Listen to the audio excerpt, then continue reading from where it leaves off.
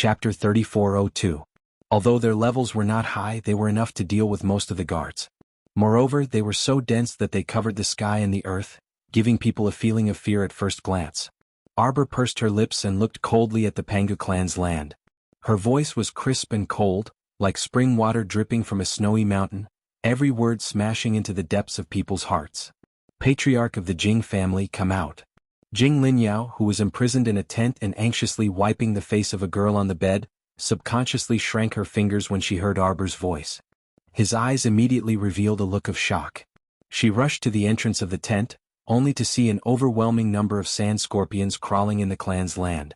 Some soldiers resisted but were immediately swept into the sand scorpions and drowned into pieces. However, if they did not fight with the sand scorpions would not bite them wantonly. Instead, they drove the Pangu soldiers to an open space. A guard of the Pride camp ran in a panic and hurriedly said, "Princess, it's not good. Strong enemies are invading. What should we do now?" Jing Linyao was already shocked beyond words.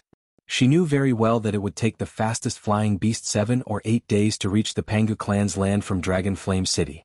But the crown princess arrived in 2 days? What was going on? She turned to look at Jolin, who was lying motionless on the bed, and frowned. Ever since the day of the fire, Jolin had been hit by Jing Minyao when she struggled to escape and was severely injured. She had been in a coma for the past 2 days. Jing Linyao wanted to wake the girl up, but she had fed her all kinds of medicine, but it was not very effective. She even asked the witch doctor to check on Jolin, but the answer she got was that the girl was likely to die. It was obvious how heavy Jing Minyao's slap was. After all, one was a little girl who had not even reached the spiritual realm, while the other was a level 3 divine master. The difference in strength was too great. Jing Linyao took a deep breath and turned to look at the soldier. "Father, have you arrived?" The latter shook his head. Jing Linyao quickly walked to the bed and helped Jolin up. The curtain of the tent was suddenly lifted up high by someone and then lowered down. Jing Minyao spun in front of Xiao Lin like a storm, grabbed Xiao Lin's wrist and shouted at the pale-faced guards behind her, "Drag her out." "Jing Minyao, what are you doing?" Jing Linyao was so angry that she hurriedly reached out to stop her. If it wasn't for this brainless person courting death like this, how could the entire clan have fallen into such a state? "It's none of your business."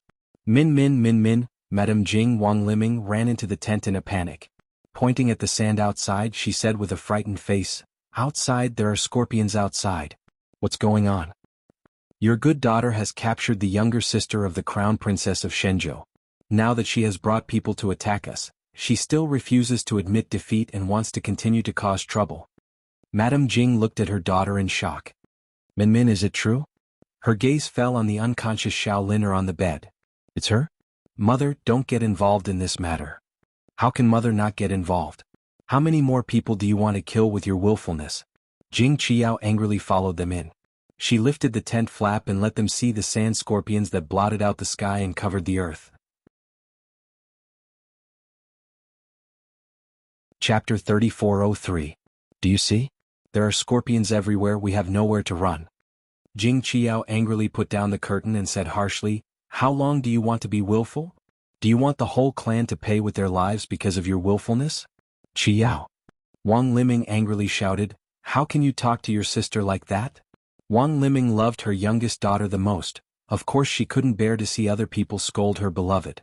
Jing Minyao was also very angry. She couldn't help but take 2 steps forward, pointing at Jing Qiao and reprimanding, "How dare you? Don't say you're a member of the Pangu clan's Jing family when you go out. Father's face is about to be lost because of you." Jing Qiao angrily glared. Jing Minyao continued to scold, "Why are you panicking? Of course I have a plan. I've already sent 2 consecrators to deal with it. Consecrator Jiang and Consecrator Lan are both level 9 of the deity realm. What can't be settled? What a joke. What's the hurry?" Jing Linyao's eyes were suppressing traces of anger. These sand scorpions must have been brought here by the crown princess. Right now the other party is only releasing sand scorpions to surround us. They don't have the intention to harm us. If you rashly resist, I believe that by then you'll enrage her further, and by then it'll be out of control. When did our Pangu clan's Princess Jing become such a coward? Jing Minyao sneered at her mockingly. At the same time, the 2 consecrators of the Pangu clan broke through the surrounding vines and suddenly rushed out of the gate. Before they could move, they both felt their legs go numb. Lowering their heads, they saw that their legs had been tightly entangled by the vines. The two consecrators instantly lost their balance and their entire bodies were pulled downwards. Their hearts sank at the same time. Small vines could hold two deity realm experts? There was no other reason. It must be that the other party's control of the five spirits was more powerful than theirs. Who are you? The two consecrators calmed down. One of them, Consecrator Lan, who was at the peak of level 9 of the deity realm, spoke. Consecrator Jiang, on the other hand, looked at the group of people in Arbor with a straight face. His heart skipped a beat when he saw it. The formation of the opposing team seemed to be a little unpredictable. There was no need to mention this little stoic girl. This girl looked young at a glance, so no matter how high her cultivation was, it couldn't be that high. However, just the red-robed man standing beside her with a smile on his face was enough to make one unable to estimate his cultivation base. Even with Consecrator Jiang's eyesight, he was unable to see through the other party's cultivation. This made him suspicious, and at the same time, a bad premonition arose in his heart. Not to mention, behind the red-clothed man, there were two smiling and flirtatious women. It was a half-bald Duda with disheveled hair and slovenly appearance. They were a pair of twin brothers, and one of them was a smiling young man who was holding a saber. Consecrator Jiang's pupils constricted slightly. His gaze shifted to the side and landed on an 8 or 9-year-old boy who was looking at him coldly with pursed lips. This boy looked quite young, but the vicissitudes of life in his eyes were frightening. Who were these people? The ethereal and frightening aura on their bodies didn't seem to come from deity realm cultivation. Consecrator Jiang suddenly regretted coming out to be the bird that stood out. He felt that today's matter was most likely going to get worse. Chapter 3404. This feeling expanded even more clearly in her heart the instant she saw Consecrator Lan being flung away nimbly by a vine. The vine in Shurchen's hand tightened slightly, dragging the wailing Consecrator Lan to her side and heavily landing him on the ground. Consecrator Jiang didn't dare to be careless anymore. He hastily landed on the ground and bowed very respectfully. Seniors, may there be some misunderstanding for you to suddenly visit the Pangu clan? Shurchen unhurriedly tightened the vine around Consecrator Lan's wrist. Like a dead dog, Consecrator Lan was dragged in front of the stoic-faced little crown princess. Tell your clan leader to come out, Arbor said impatiently. Don't waste any more time. There isn't much time left for you. Consecrator Jiang's heart skipped a beat, and he turned to look at the little stoic. The clan leader left our clan's land a few days ago for an important matter. A ruthless glint flashed through Arbor's eyes. All right then. Consecrator Jiang saw her expression abruptly change and inwardly cursed. Just as he was about to speak, he heard the little stoic girl coldly shout, "All Purple Forest guards, listen up. Present. Charge in with me. Kill all those who resist without mercy." She didn't have that much time to waste here with them. She seemed to have sensed that Xiao Liner's situation wasn't good. For some reason, her eyelids kept twitching, and she felt that Xiao Liner was in danger right now. Wait. Consecrator Jiang couldn't resist shouting, "Princess! Our Princess Jing is here. You can speak with our Princess Jing if you need anything." Arbor abruptly turned her head, and her cold, electrifying gaze landed on him. Her patience had been completely exhausted. Even if the Jing clan's clan leader, Jing Ti, was standing in front of her right now, she didn't want to waste any more words with him. Kill, kill, kill. The voices of the 500 Purple Forest guards shook half the sky. Consecrator Jiang only felt his heart tremble slightly, and he hastily shouted, "No, wait a moment. Our clan's land still has a lot of the people inside. Listen up. I don't want to kill the innocent. If you stay in the tent obediently, I can spare your lives. Anyone who leaves the tent to resist will be treated as an enemy of this crown princess. Kill them all." Arbor opened his hand, and a large number of fiery evil mosquitoes swarmed out of the 100 Poison Valley. They flapped their wings and buzzed as they flew towards the camp. Soon after, hundreds and thousands of explosive birds also rushed out.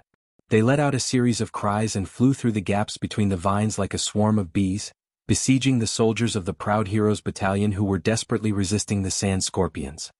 Bang bang bang. These suicidal little things instantly exploded in the barracks, causing waves of miserable howls. More than half of the members of the Pangu clan were hiding in their tents, not even having the courage to extend their heads out.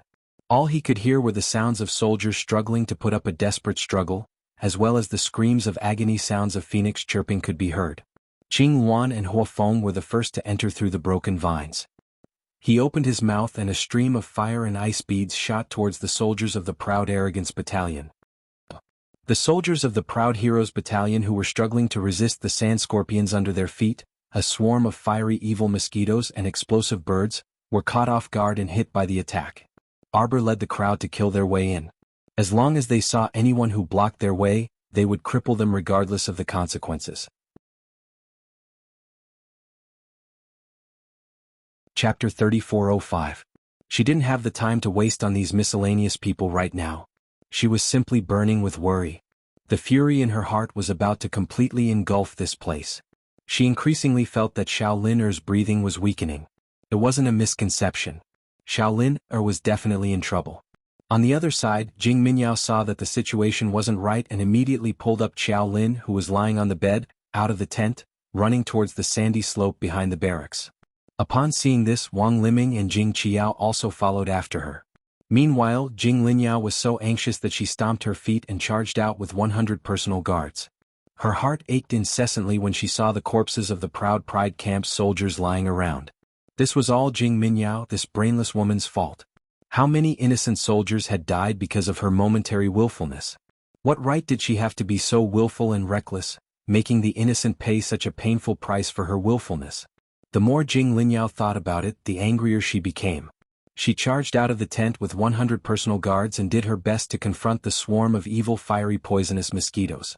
Seeing her personal guards die one by one in the suicidal explosions of the explosive birds, Jing Linyao shouted angrily, "Arbor! Arbor! Get out here!" After she finished roaring out a string of curses, she turned around.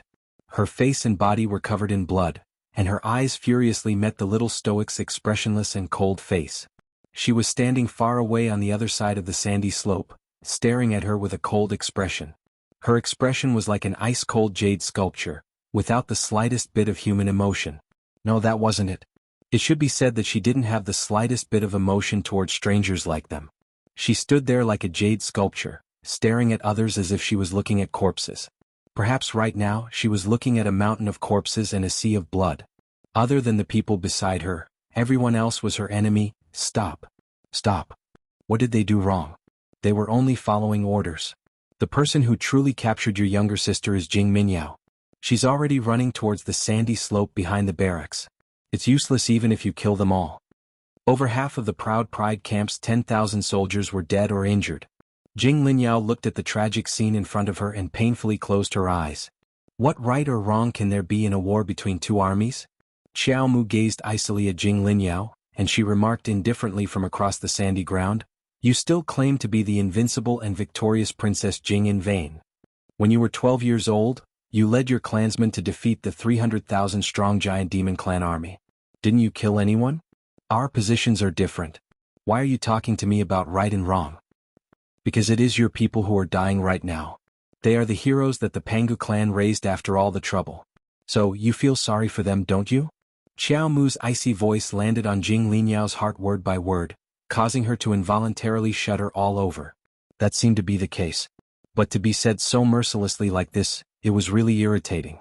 With a wry smile, Jing Linyao summoned a long sword from her sense pool and said coldly, "Jing Linyao, please fight with the crown princess of the divine land." Arbor's eyes narrowed. With a swipe of her left hand, a thunderbolt sword that was flickering with purple light fell into her hand. Her fair little hand stroked the tip of the sword and gently flicked it. With a boom, it seemed to shatter everyone's ears. Even the swarm of fiery evil mosquitoes flying in the air couldn't help but retreat.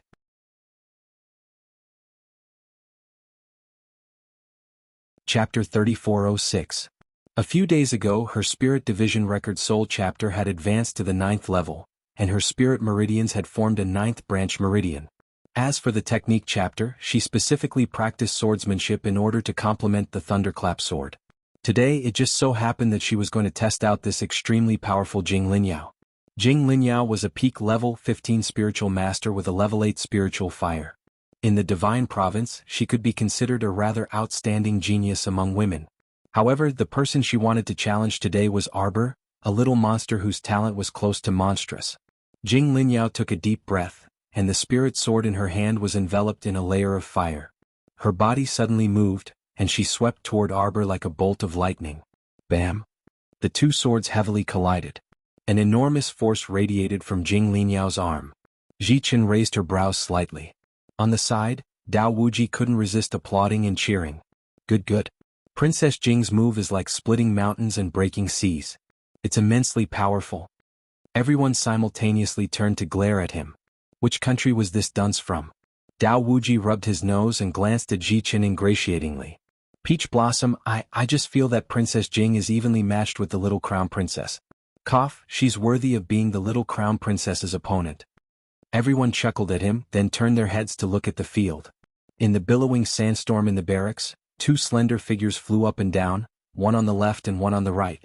They had already exchanged over 100 moves. After exchanging blows with the little stoic, the more Jing Linyao fought, the more apprehensive she felt.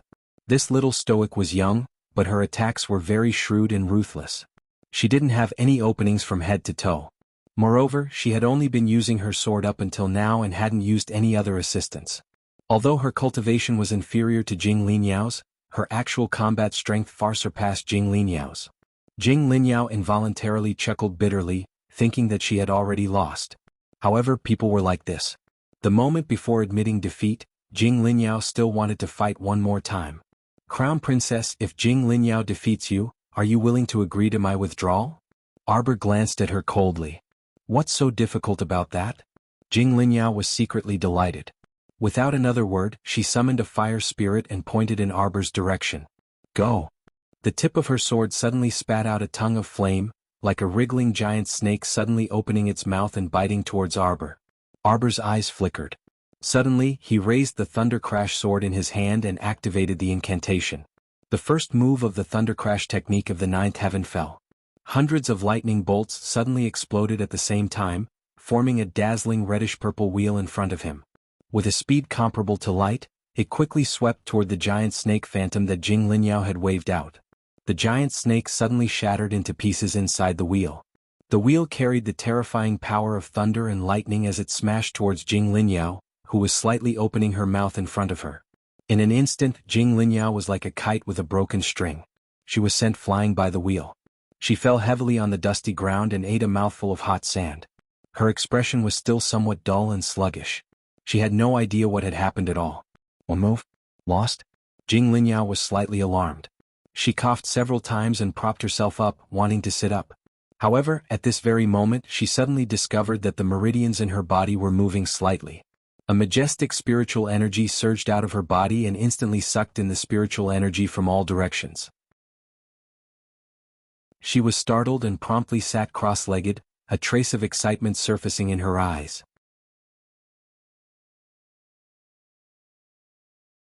Chapter 3407. After her battle with the young crown princess, she had unintentionally broken through to the peak and was about to break through to the divine realm. This sudden joy instantly drowned Jing Linyao. The few remaining personal guards by her side hurriedly ran forward and looked at Arbor with vigilance, guarding against her sudden attack. The young crown princess only looked deeply at Jing Linyao and then called for everyone to head towards the sandy slope that Jing Linyao had mentioned. Right now, she was burning with worry and didn't have the energy to find trouble with Jing Linyao. He led his men and ran towards the sandy slope behind the barracks. At a glance, she saw that there were many soldiers from the Pride camp lying in ambush in front of the sandy slope. Xiao Mu waved her hand, and countless sand scorpions crawled over with rustling sounds. Whenever someone resisted, they would immediately surround that person and gnaw on them until not even their bones were left behind. When Jing Minyao saw that Arbor was chasing after them, she hurriedly carried Jolin, who was drooping her head, out from behind the slope. She hid behind a sand wall with a hole in it and looked at Arbor through the hole. Her voice was extremely sharp as she shouted at her, "Stop right there!" Arbor clenched her small fists and saw Jolin, who had fallen into Jing Minyao's hands. Jolin's body seemed to be limp and she seemed to be unconscious. "You're courting death." Arbor exploded with a roar and terrifying spiritual energy erupted from her body. It was as if layers of huge waves were crashing towards the sandy slope. Bang bang bang bang. The sandy slope was swept up by the spiritual energy, forming a sandstorm that was half the height of a person. The sandstorm swept towards Wang Liming and her daughters. Jing Qiao's cultivation was lacking and she was the first to be knocked to the ground by the sandstorm. She spat out a mouthful of blood and her face was pale with fright. She lay there not daring to move. So terrifying. Did the young crown princess want to kill the three of them? Wang Liming was also shocked and cried out in alarm. Crown princess, is there a misunderstanding? Let's talk things out. Min Min quickly released the crown prince consort's younger sister. You didn't capture her in the first place. Wang Liming was badly frightened and hurriedly reminded her daughter. She had personally seen the young crown princess ruthlessly execute her daughter back then. At this moment she no longer dared to provoke this vicious and merciless crown prince consort. She was afraid that today's matter wouldn't end peacefully.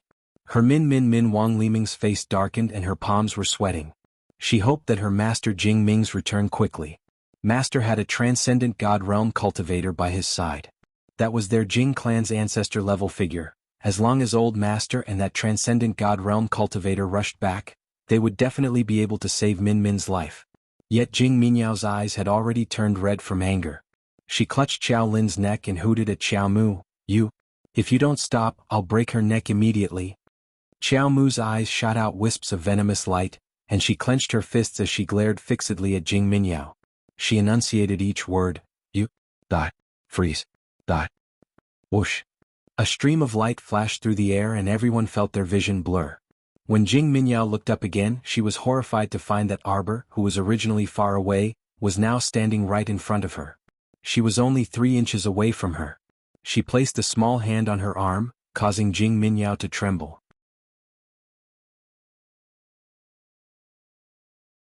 Chapter 3408. It was as if an ice-cold venomous snake had crawled up her arm. That hand was as hard and firm as jade. It was ice-cold and emitted a chill. Jing Minyao opened her mouth slightly and let out a suppressed cry. She felt as if the little crown princess' 5 fingers that were squeezing her arm were about to crush her bones. Those 5 fingers that were as hard as iron clamped down on her arm, forcing her to let go of Jolin's neck inch by inch. Then she was forced to raise her arm inch by inch. Wang Liming's frightened scream sounded in her ears. Jing Minyao discovered that her hand was uncontrollably bent in the opposite direction until it was stretched to an angle that could not be stretched any further. A crisp crack sounded in her ears. The bones in her arm were broken. A piercing pain spread to her brain, causing Jing Minyao to let out a blood-curdling scream. Min. Wang Liming was about to rush forward. However, the peony fairy quickly walked over and tapped her to the ground. Big sister, you're wrong. Our Jojo is having a one-on-one duel with your daughter. How can you interfere and disregard the rules of the pugilistic world and come up to mess things up? Wang Liming looked at Jing Minyao, who had fallen into Arbor's hands, in horror. She kept praying in her heart that her master would come back soon, come back soon, come back soon. Bam! Arbor ruthlessly punched Jing Minyao's nose. Wang Liming's eyes shrank in fear. She could clearly hear the sound of bones breaking coming from her daughter's face. Arbor reached out to take the limp Jolin and quickly checked her pulse. A trace of fury surged in her eyes. She stared coldly at Jing Minyao and coldly ordered, "Tie her up." Then she ignored her and directly carried Xiao Lin to the other side of the pit. She reached out and plucked a lustrous red bloodshed vermilion fruit from Paradise Planet. She took out a tray of holy water and placed the bloodshed vermilion fruit in it. Then she took out a small knife that was as thin as a cicada's wing and cut open the very thin vermilion fruit with extreme speed and technique. He dug out half of the fruit and tore it open to feed Xiao Lin. After that, he had her eat half a fruit and gave her a small bottle of healing medicine. Then he reached out and massaged her chest and back for a while. He took out some silver needles and inserted them into several acupuncture points. Sister Peony. Go ahead, Jojo. The peony fairy ran to Arbor's side and looked at her with a smile. Help me look after my sister. In another 4 hours, remember to feed the other half of the fruit to her for consumption. Let her eat the core when she wakes up. All right. The peony fairy nodded vigorously. Then she picked up Xiao Lin and ran back to the ginkgo fairy and the others. With Peony and Ginkgo looking after Xiao Lin, Arbor naturally felt at ease. Her cold eyes turned to Jing Minyao, who was tied to the side, and she shouted, "Guards of the Crown Princess, listen up. Yes. Gather all the members of the Pangu clan. Drag Jing Minyao into their camp. This Crown Princess wants to do it in front of everyone in the Pangu clan. Deal with her personally." Yes. Wang Liming got up from the ground with great difficulty and shouted, "You dare? Do you think I dare?" Arbor looked at Wang Liming coldly. Then she waved her arm and shouted, "Tie her up." The purple forest guards swarmed forward and dragged Jing Minyao into the barracks like dragging a dead dog. Chapter 3409. Let go of me. Jing Minyao was dragged for a while. She turned around and saw the two consecrators who were tied up by vines and thrown to the side. Her eyes met Consecrator Zhang's, and she was so angry that her lungs were about to explode. Useless, all useless things. How could they not even beat Arbor? Consecrator Jiang was truly furious now. He now knew that such a big matter was caused by Jing Minyao's ignorance. If she hadn't captured his sister first, they wouldn't have been so bored as to come knocking on their door. Wasn't this entirely her own fault? Jing Minyao still had the face to glare at others now? Unrepentant. Consecrator Jiang also glared at Jing Minyao with a stern expression, his eyes so wide that they almost popped out of their sockets. Arbor, I'm telling you, don't mess around. Jing Minyao angrily reprimanded, my father will be back soon. If he sees you treat me like this, he definitely won't let you off. What are you doing? Don't you understand what I'm saying? Jing Minyao glared at the two purple forest guards. You still want to fight? Why don't you first consider whether you have the ability to withstand my father's anger before acting? A slap. One of the purple forest guards couldn't take it anymore and gave Jing Minyao a backhand slap, successfully shutting her up. You still dare to talk nonsense when you're about to die. The purple forest guard coldly glanced at her, then dragged her to a pillar and tied her up firmly, completely ignoring Jing Minyao's clamor. Jing Minyao was stunned for a few seconds by the purple forest guard's slap, then she screamed again, Arbor! I won't accept it. Do you hear me? I won't accept it, I won't accept it. You must have used some kind of witchcraft just now. That's why you caught me off guard. I want to compete with you again. Let go of me, do you dare to let go of me? Arbor. Jing Minyao felt that Arbor must have used some kind of powerful divine weapon to assist her. Otherwise, how could she appear in front of her in an instant, catching her off guard and subduing her? A thin vine as thick as a thumb shot out from Arbor's wrist, with thorns on it. Wang Liming was so frightened that her hair stood on end. She hurriedly took a few steps forward and knelt on the ground, crying and begging, Crown Princess, please spare me. The Crown Princess. It's Min Min's fault for not being sensible. It's my fault for not disciplining her properly. That's why Min Min is so willful. But now your sister hasn't been hurt too much. Could you please ask the Crown Princess for my sake? Xiao Mu swung her vine whip at her face with a backhand grip. Wang Liming rolled on the ground. Although her face avoided being hit by the vines, her shoulder was still hit. She felt the thorns tearing at her tender flesh and she grimaced in pain. Madam Jing, you don't know how to teach your daughter. This Crown Princess will help you. Xiao Mu berated expressionlessly. She then raised her wrist and lashed out several vine whips at Jing Minyao. Jing Minyao almost doubted life after being whipped by the barbed vine whip. She felt unbearable pain all over her body. From top to bottom, from head to toe, she couldn't help but tremble and twitch. Papa. Xiao Mu didn't stop there, continuously lashing out several dozen vine whips at Jing Minyao. Who gave you the guts to touch my sister? When you kidnapped my sister, you didn't think this day would come, did you?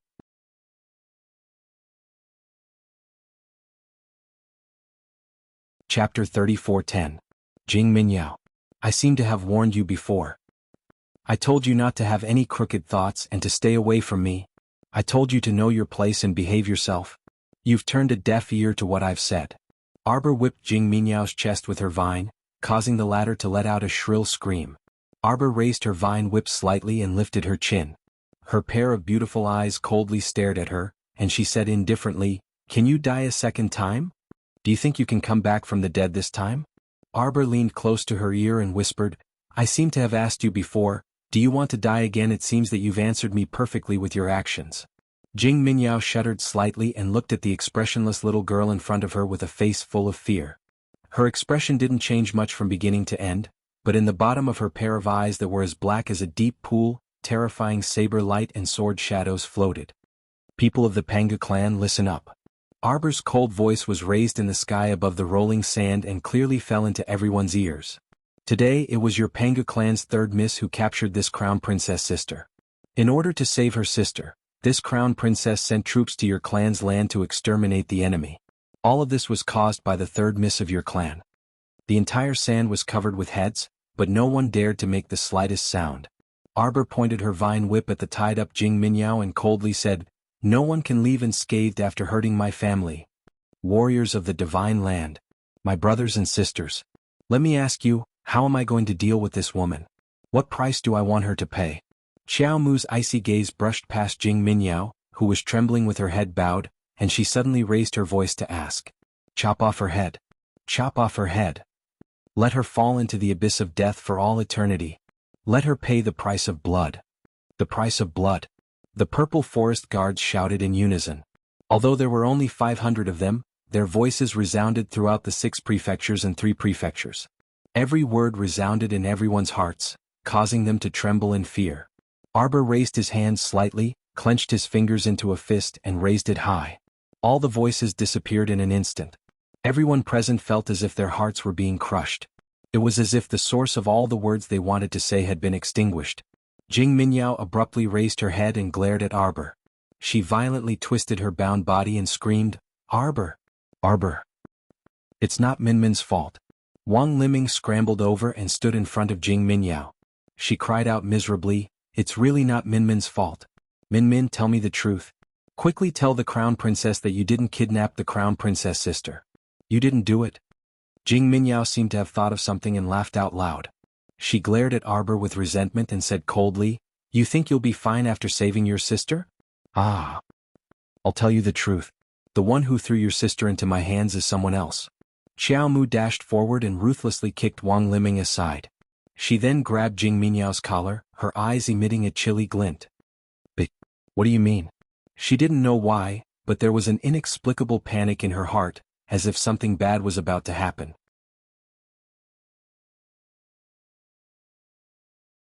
Chapter 34:11. Speak. What do you mean? From Wang Liming's tone, it seemed like Jolin wasn't captured by Jing Minyao. Then why did she appear in the Pangu clan's territory? Crown Princess, Crown Princess. Wang Liming hurriedly crawled forward and wailed loudly, Minmin really didn't capture him. Oh Minmin, don't argue with the Crown Princess. Hurry up and tell me everything you know. The Crown Princess is reasonable and will definitely have her own judgment when the time comes. Arbor looked coldly at Wang Liming and didn't answer her. Wang Liming, this woman was truly laughable. Did she think that she would let her off after Jing Minyao revealed the truth? Was there such an easy thing in this world? Arbor loosened her fingers, and her gaze landed coldly on Jing Minyao. Are you going to confess yourself or do you want me to help you? Jing Minyao laughed heartily until she was out of breath. When that person threw your sister to me, he said, that person also said, when he threw your sister to me. He said that their people went to the lower star domain Seekong planet to visit your adoptive parents. Ha ha. Arbor, are you surprised? Are you pleasantly surprised? Some ants from the lower star domain, take a guess. How long can they resist? Arbor glanced at her indifferently. Seekong planet is restricted by heavenly Tao. Even if they go down, their cultivation will only be suppressed. It's already pretty good that they can reach peak mystic cultivator. So what? Peak mystic cultivator, that's enough to deal with your family, right? Ah. Enough to deal with? Arbor couldn't help but sneer at her. But Jing Minyao didn't sense the coldness in her eyes. She was blindly immersed in her own world. When she thought of what that person said to her, she felt agitated for no reason. So what if the little crown princess was arrogant? Wasn't she still destined to be suppressed for the rest of her life? She didn't believe that this woman would still dare to be so arrogant after capturing her family members. Arbor continued to stare at her expressionlessly. After a while, he spat out a cold sentence, hold down this woman's limbs and chop off her head. I want to let everyone know clearly. How dare you attack my family in Arbor? This is what you deserve. No, no, no, no. Wang Liming crawled forward in a panic and screamed, Crown Princess, you can't do this. You can't. Take her down. Arbor pointed at Wang Liming and ordered. The purple forest guards immediately swarmed forward, grabbing the wailing Madame Jing and forcing her to kneel on the ground. Wang Liming's entire body was pressed down, and she barely managed to raise her head.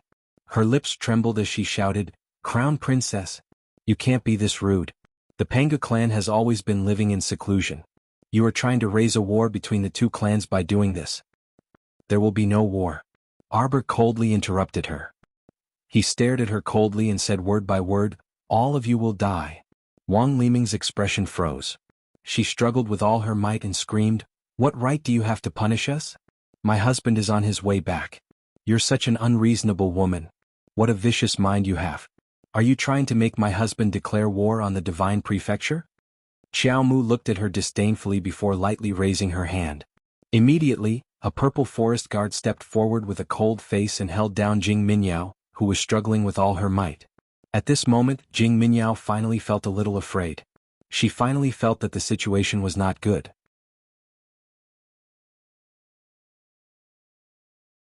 Chapter 34:12. She couldn't help but yell, "Are you all dead? Come and save me. Do it." Following Jing Minyao's shouts, the sandfield fell silent. No one made a sound. It was so quiet that even a pin drop could be heard. All the members of the Pangu clan were now glaring at the willful third miss with fury. They had heard everything the crown princess of the divine land had said just now. If this brainless woman hadn't kidnapped someone else's sister, why would they have led their people to attack the Pangu clan's territory? Damn it, she still had the face to order people around. Who would be willing to listen to her? Moreover, what the third young miss said just now had refreshed their opinion of the third young miss's stupidity. They didn't expect that there would be such a stupid person in the world who was willing to stick her neck out for others. She clearly knew that the other party had thrown the crown princess's sister here for no good reason, but she was still stupid enough to take on this hot potato? Princess Jing was such a brilliant and intelligent woman. How could she have such a foolish and ignorant sister? Wang Liming hurriedly crawled forward and rushed to Reverend Jiang and Reverend Lan. She urged loudly, "Reverend Jiang, Reverend Lan, you are the two reverends of the Pangu clan. Master usually provides you with the best resources. Now that Minyao's life is at stake, you can't just stand by and watch." Reverend Jiang turned a deaf ear to Wang Liming's words. He even glanced at her and gave her a cold smile. Reverend Lan was a kinder person. He couldn't help but sigh. He signaled Wang Liming to look at their tied-up bodies. He smiled bitterly and said, "It's useless, Madame Jing. Don't waste your time on us brothers. We are no match for the crown princess and her people. If you have the time, why don't you listen to your daughter's last words? Who are those people?" The two old brothers simply couldn't see through the realms of the handsome red-clothed man and his companions beside the crown prince consort. With such a great disparity in strength, there was no way they could win. Madame Jing was really indulging in fantasy. As he spoke, Jing Minyao was already pinned to the ground by two purple forest guards. One of them drew a sword from his waist and looked at her coldly. Without saying a word, he slashed towards her head. "Spare him." A deep voice came from the sky. Everybody raised their eyes only to see Jing Ti, the chief of the Pangu clan, returning with an old man whose hair and beard were all white. Jing Minyao was pressed to the ground and was trembling. When she saw the two of them, her eyes couldn't help but light up. "Father, father. Grandpa Zhu, help me. Help me kill this little bitch, ah." A purple forest guard viciously smacked her on the head, causing her to fall heavily onto the sandy ground. She choked on a mouthful of hot sand, causing her to cough repeatedly. "Who are you?" "Quickly release Min Min," that elderly man that Jing Minyao called Grandpa Zhu berated with a cold frown and a furious glare. His entire body's suppression suddenly dispersed as he charged straight for Xiao Mu. Ma Shurchen, who had been waving her small fan and watching the show with a smile, suddenly turned cold. In a flash, she arrived at Arbor's side. She opened her fan and lightly waved it. A sharp, cold light shot towards the old man. "What a shameless old thing. How dare you bully my Jojo?" The venerable Peach Blossom Immortal coldly scolded. Chapter 34:13. He pointed at the old man and sent out a beam of saint power that rushed toward the old man, whose expression had changed slightly. The old man took a deep breath and shouted, "Who are you?" He hurriedly pulled out a saber from his conscious and held it in front of his chest. The moment the two collided, a surging force hit the back of the old man's saber. The collision caused his chest to tighten slightly, and his entire body to stumble back over a dozen steps before he managed to stabilize his body. The old man's expression changed. Jing Zai, the Pangu clan leader, also had a sharp look in his eyes.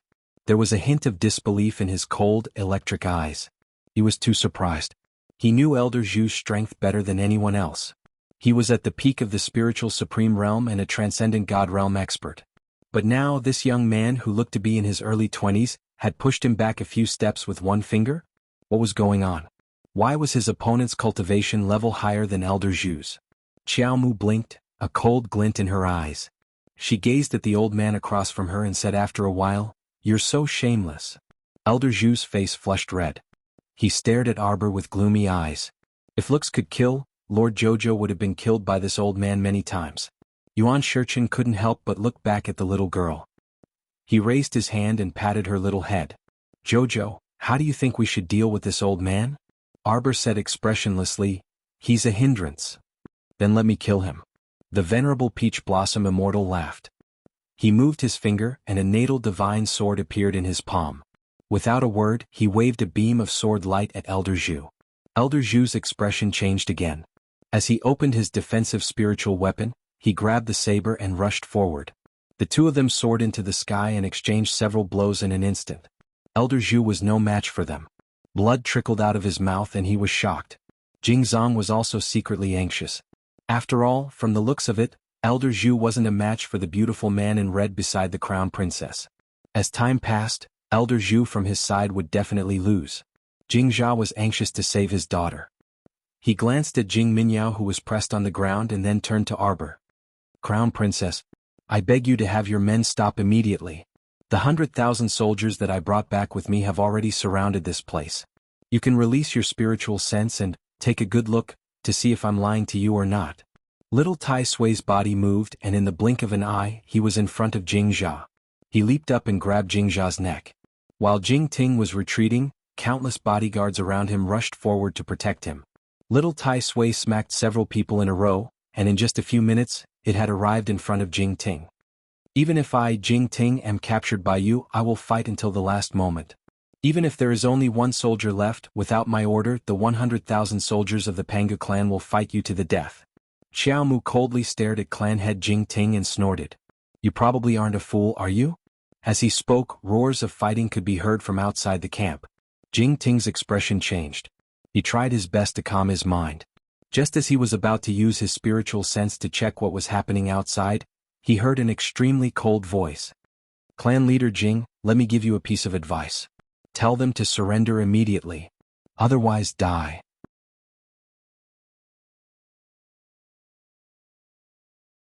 Chapter 34:14. At this moment, all the hot blood in Jing Jure's heart receded. The blood in his body almost turned into ice and snow, as if it was about to freeze inside his body. He was so cold that his teeth were chattering. He really didn't expect this at all. The crown prince of the divine province had also rushed over, and from the looks of it, he had brought an army. Jing Jure closed his eyes slightly. The thought of exhausting the little crown princess with the advantage of numbers suddenly disappeared without a trace. "Clan leader Jing, are you going to sacrifice so many of our clansmen for your daughter?" A Panga woman couldn't help but stand up and scream at Jing Jure. "Jing Minyao is such a jinx. How many people is she going to kill?" "Kill Jing Minyao. Kill Jing Minyao. Kill Jing Minyao." A voice rang out. The Panga clansmen all said the same thing at the same time. Their voices soared into the sky and stretched for thousands of miles. Wang Liming waved her hands with a pale face and roared at the crowd, "Are you even human? You can't be so selfish. You can't let my daughter die just to appease the crown princess's anger. Kill Jing Minyao. Kill Jing Minyao." The roars rose and fell one after another without any intention of stopping. Some of the Panga clansmen were even about to rush forward with knives, wanting to kill Jing Minyao on the spot to claim the credit. Jing Jure signaled with his eyes, and two guards immediately ran over and beat the two Panga clansmen who wanted to attack Jing Minyao to the ground. Wang Liming's face grew paler and paler. She hurriedly turned back to look at clan leader Jing. "Master, what should we do?" Jing Jue's heart was also cold. He didn't expect that the first to betray him would be his clansmen. They must have been scared to death by the little crown princess, right? That was why they wanted to use Jing Minyao's death to end this war. It wasn't that they were wrong, but Jing Jure felt extremely indignant. Since when had he, Jing Mao, been forced into such a state? "Clan leader Jing, do you want to continue fighting or execute your daughter to protect yourself and your people? You have to choose quickly." Arbor said coldly. "Your people outside can't wait for your decision." The sounds of fighting outside the camp grew louder and louder. Jing Ting held his breath as he heard a series of arrows being fired. A lot of members of the Panga clan must have been killed or wounded outside. Bang! The door of the camp that was wrapped in vines was kicked open by someone.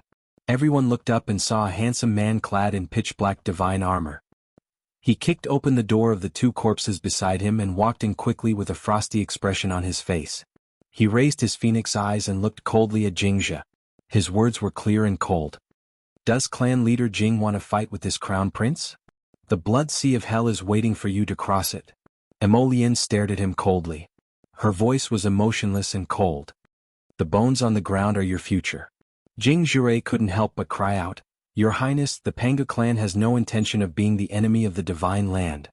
I'm willing to hand over my daughter and the culprit. You can punish her however you want. Bang! Elder Zhu fell from the sky, but he didn't land safely.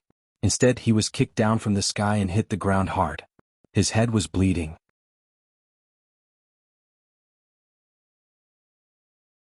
Chapter 34:15.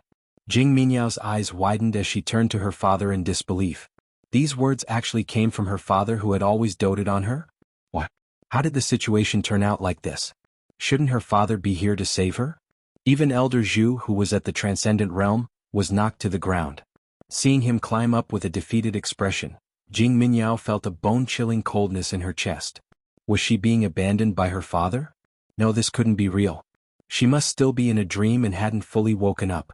Jing Minyao's eyes were bloodshot as she looked anxiously at her father, Jing Jure. She screamed, Father, father, father. You can't do this. Master. Madame Jing also cried as she rushed over.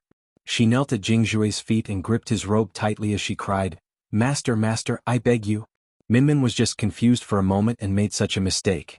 She knows her mistake now. She knows her mistake, master. Please give her one more chance, just give her one more chance. Madame Jing cried out in a heart-wrenching manner. Jing Jue looked at his daughter who was covered in blood and was in a sorry state. Naturally, he felt very uncomfortable. This daughter used to be the daughter that he valued and loved the most. Compared to his coldness and sternness towards his eldest daughter, Jing Jue was completely devoted to his youngest daughter. He was really afraid that she would fall in his hands and melt in his mouth. Usually, he would give her whatever she wanted and dote on her with all his might. However, in the end, was he going to personally send her to her death? Now, facing the Crown Prince's army in the Aurora Desert and facing the Crown Princess' aggression, Jing Jure was helpless. He turned to look at Arbor and saw the latter looking at him coldly. There was no room for negotiation. Jing Jure sighed and lowered his head to Madame Jing. Madame, let go. No, I won't let go. I won't let go. Madame Jing screamed. Minmin is my daughter. I won't leave her to die. Jing Jure, she's your daughter too. Are you willing to send your own daughter to her death just to appease the Crown Princess? He couldn't accept it. Jing Zha's eyes turned red too. But what could he do if he didn't want to? Can you change the current situation just because you're unwilling? He could either execute Jing Minyao or drag the entire clan down with him. These were the two paths before him. No matter what choice he made, he still felt extremely uncomfortable. Old master. Madame Jing screamed and turned to glare at Arbor. Crown Princess, your sister is completely fine right now. Why do you have to be so overbearing and want my Min to die? Xiao Mu gazed coldly at this unreasonable woman in front of her and ruthlessly slapped her across the face from a distance. My sister is fine now, but it's not because you were merciful to her. It's because she was lucky, Arbor said coldly. Furthermore, was Shaolin really all right? She was hit in the chest and her organs were injured. If she hadn't appeared in time to help, it would have been worse. Even if she was cured in the future, there would be repercussions. Crown Prince Consort, you're twisting words and forcing logic by saying this. Madame Jing's voice was very shrill as she turned around and crawled to Emolien's feet.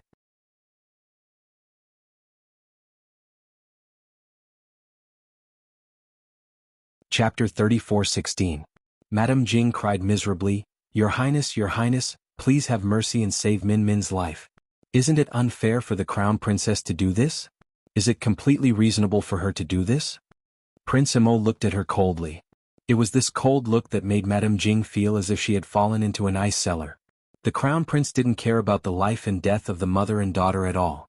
That's right, if the Crown Prince had any pity for Min, he wouldn't have led the army to attack the Panga clan. Min must be blind to fall in love with someone like you. Madame Jing's anger exploded in an instant. She cursed fiercely, her eyes glaring at him as if she wanted to eat him up. At this moment she was indeed very angry. If Min hadn't been bewitched by Jing Linyao and fell in love with the Crown Prince wholeheartedly and wanted to replace Jing Linyao as the Crown Princess of the Divine Land, how could there have been so many subsequent incidents? She hated Jing Linyao, but now she hated this cold and heartless Crown Prince even more. Impudent. The purple forest guard suddenly drew his sword and pressed it against Madame Jing's neck. His eyes were filled with anger, as if the woman in front of him had tarnished the supreme deity in their hearts. How dare you be so rude to the crown prince? Do you want to die? Xiao Mu also narrowed her eyes and very rudely scolded back. You're so shameless. Who asked your daughter to like Jojo's lotus? Scram scram scram. Who allowed your daughter to like Jojo's lotus? What a ridiculous woman. Was she born with no brains? Emolian blinked, and he cheerfully strode to his wifey's side. He reached out to grasp her small hand and said with a nod and a smile, Xiao Xiao, don't get angry over this kind of idiot. After we settle the matter here, we'll go for a stroll around Clear Pass City. Xiao Mu turned to look at him and nodded her small head. Just now he was really angered by Wang Liming. She didn't know what nonsense she was talking about, as if it was Lian's fortune to be liked by her daughter. In fact, Jojo's lotus didn't know this Jing Minyao at all. She hadn't even interacted with this woman twice. Moreover, even if he had seen her, he would only glance at her coldly from afar. He would not even spare her a glance. She really didn't know how this crazy woman could blame Jojo's lotus for not knowing how to educate her own daughter. Mrs. Jing was stopped by the sword, but she was still shrieking and making a scene because she loved her daughter dearly. The divine land is indeed powerful, but the Pangu clan is not a pushover either. If you really want to force my Min Min to death, I will fight you to the death. Neither of us, Your Highness Crown Princess, please don't lower yourself to her level. Jingzhe interrupted Madame Jing's words. He then cupped his hands toward Arbor and glanced at the guards standing at the side. Why aren't you dragging Madame away? Jingzhe shouted angrily, don't you think you've caused enough trouble? Did they not see that all the members of the Pangu clan were staring at her in disgust when they heard that she was going to fight to the death? No one would accompany her to her death. Because no one wanted to die. Why should they throw away their lives for a Jing Minyao? She, Jing Minyao, still wanted them to risk their lives for her stupidity and arrogance.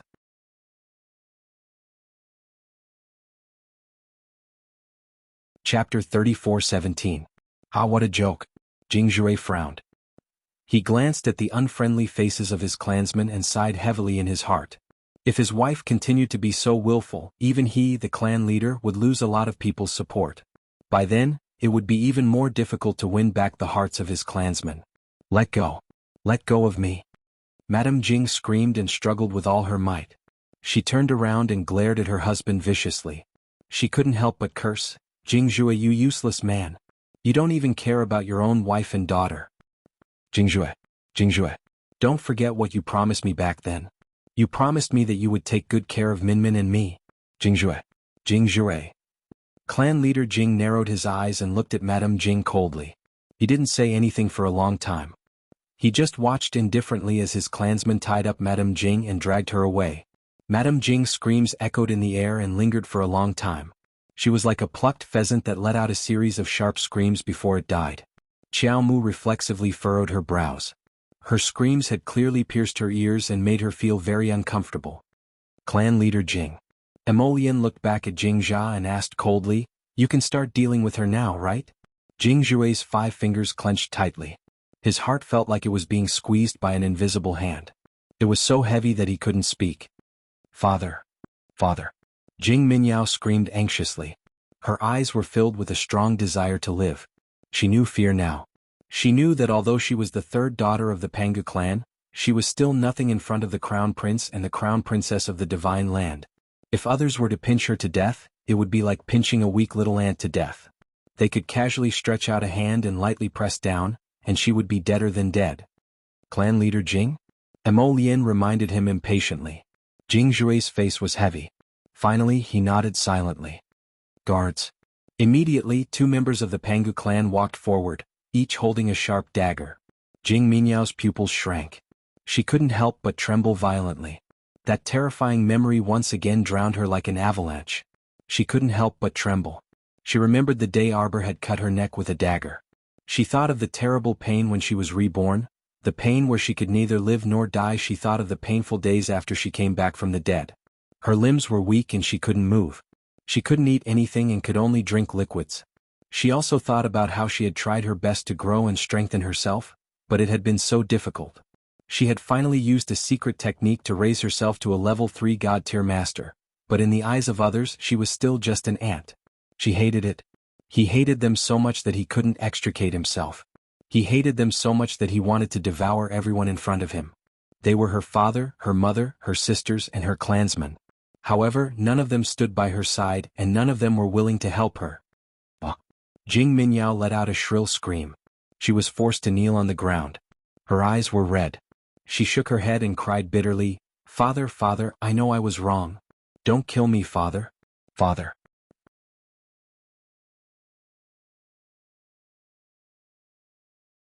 Chapter 34:18. Jing Zai naturally closed his eyes in extreme pain, but the hatred in his heart towards the young couple in front of him could not be stopped. If there was a chance in the future, Jing Zhui secretly suppressed the hatred in his heart and turned his head to look into the distance. He could not bear to look at his daughter again. Seeing her father like this, Jing Minyao knew that this coward had completely given up on her. To put it nicely, he was doing it for the lives of the entire clan. To put it bluntly, he was doing it for his own future in life. In his eyes, no one was more important than her. Jing Minyao gritted her teeth in hatred. She suddenly raised her head and slapped the clansman in the abdomen, sending him flying. The dagger also fell to the ground with a clang. Jing Zhui suddenly turned his face to look at her. His eyes were cold. Just as he was about to explode, he heard a clansman cry out in horror. "Not good. The earth tornado is coming." The earth tornado was the most fatal disaster in the Aurora Desert.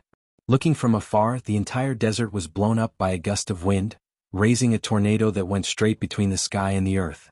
The earth tornado moved so fast that it almost swept through the entire camp in the blink of an eye. The crowd was suddenly in chaos. Arbor reacted quickly. She first ordered Sapling to take back the little sand scorpion, the fiery evil mosquito, and the explosive bird. Looking at the members of the Pangu clan who were wailing in despair inside the earth tornadoes, Xiao Mu unexpectedly frowned. She suddenly threw away the storage talisman in her hand and took the old, weak women and children into it. This was only temporary. There were at least tens of thousands of old, weak women and children here. A purple storage talisman was more than enough, but it was a little cramped in comparison. She had to save her own life first. While Arbor was doing this, her small body had already been carried away by Mo Lien. The group hid in the defensive barrier set up by the venerable Peach Blossom Immortal, Little Tai Sui, and the others, so they were not oppressed by the earth tornado for the time being. Separated by the transparent defensive boundary, Xiao Mu curiously gazed at the earth tornadoes wreaking havoc outside. For a moment, he didn't have the time to pay attention to Jing Minyao, who had fallen to the ground. Her entire body was twisted and turned by the earth tornado as she bumped into the wind. Jing Minyao was blown into the sky by the earth tornado. She landed on the sand with a thud and choked on a mouthful of sand. Her face turned red and she coughed violently. She hurriedly calmed herself down and created a defensive barrier against the wind. Unfortunately, her defensive barrier was only halfway up when she felt a surge of power behind her, hitting her in the back and sending her flying several meters away. Little Tai Sui narrowed its eyes and put down its hand. As Jing Minyao spat out a mouthful of blood, her body was once again swept up by the earth tornado and thrown into the sky. Arbor finally saw Jing Minyao's figure clearly. She was tossing about in the sky. The earth tornado tore her apart, and Arbor only saw a rain of blood sprinkling down. Jing Minyao was thrown to the ground and smashed out a big pit. Cough, cough, cough. Jing Minyao fell to the sand and was horrified to find that one of her arms had been removed by the earth tornado.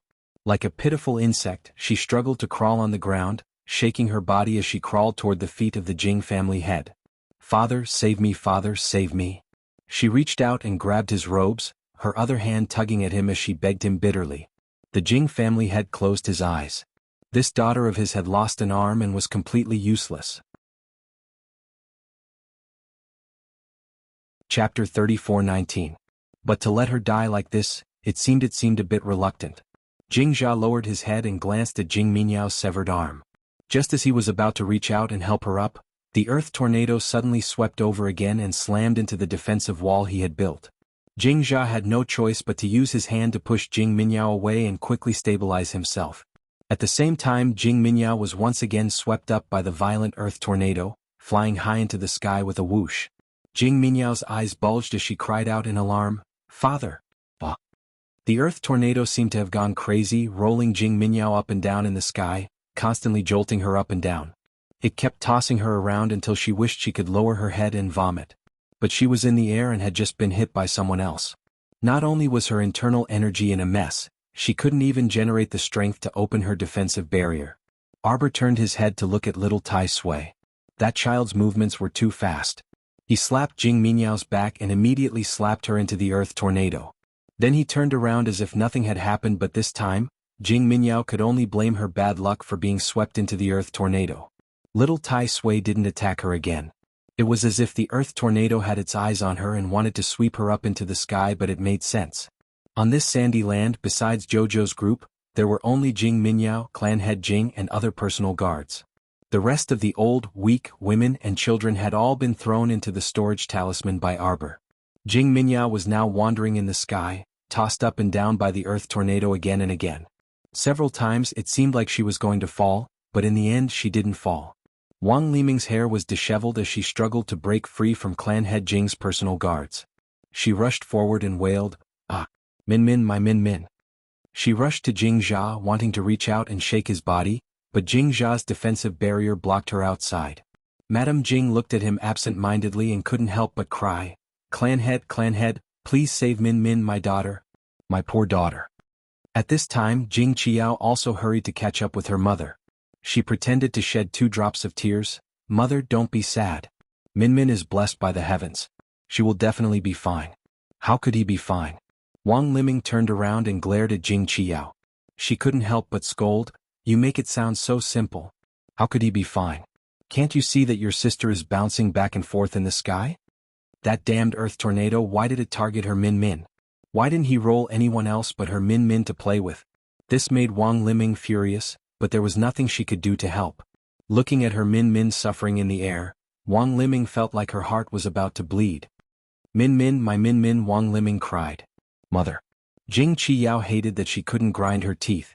They were both her mother's biological daughters, but her mother treated her so differently. Usually she was only good to Min Min and never cared about her biological daughter. It was fine if her mother wasn't close to her eldest sister. After all, her eldest sister wasn't her biological daughter. But she was different from her eldest sister. She was also her mother's biological daughter, okay? Why was it that ever since she was born, she had always been despised by her mother?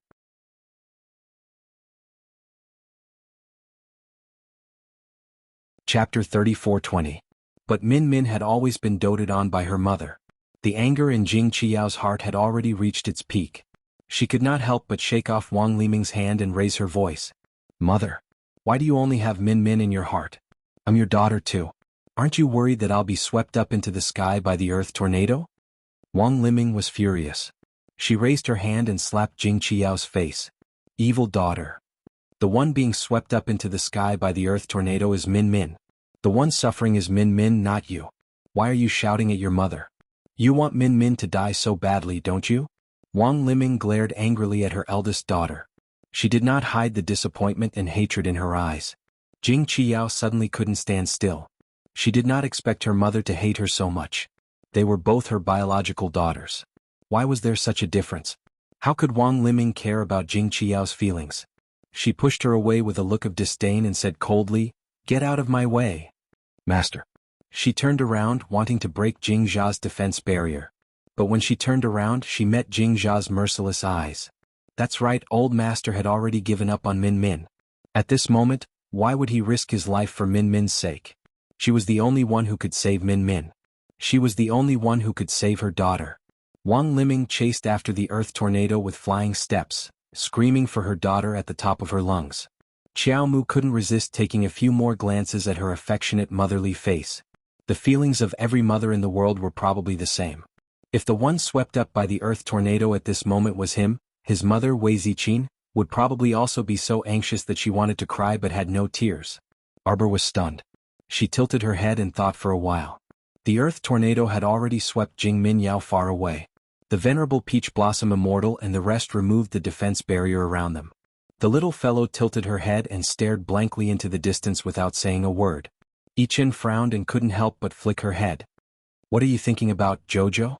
What's there to think about this kind of woman who's too kind and spoils her son? Spoiling a child is like killing a child. This kind of woman is not desirable." Ma Shichin snorted and said, "That's right, if it wasn't for Wang Liming spoiling her daughter so much, causing Jing Minyao to be domineering and arrogant, thinking that she was invincible and unparalleled in the world, the situation wouldn't be like this today." Mo Lian understood this little fellow, who was letting her imagination run wild, too well. He knew what she was thinking right now, so he whispered into her ear. Mother is not a woman like Wang Liming. Mother has taught you and Shaolin so well. She's knowledgeable, gentle, and kind. She's different from them. Everyone was speechless. Your Highness, don't you feel guilty saying this? After Emolian finished speaking, she realized that there was only silence around her. She turned her head to look at Hu Jiechen and the others, who had a faint smile on their faces, and glared at them. What are you doing? Did she say something wrong? Was Jojo not good? Jojo was so good. None of them were allowed to laugh at Jojo. Cough, let's go and take a look. Hu Jiechen coughed to hide the smile at the corner of his mouth. After saying that, he stepped forward and chased in the direction of the earth tornado. Arbor asked in confusion, she's already been dealt with by the heavens. Why are you still chasing after her?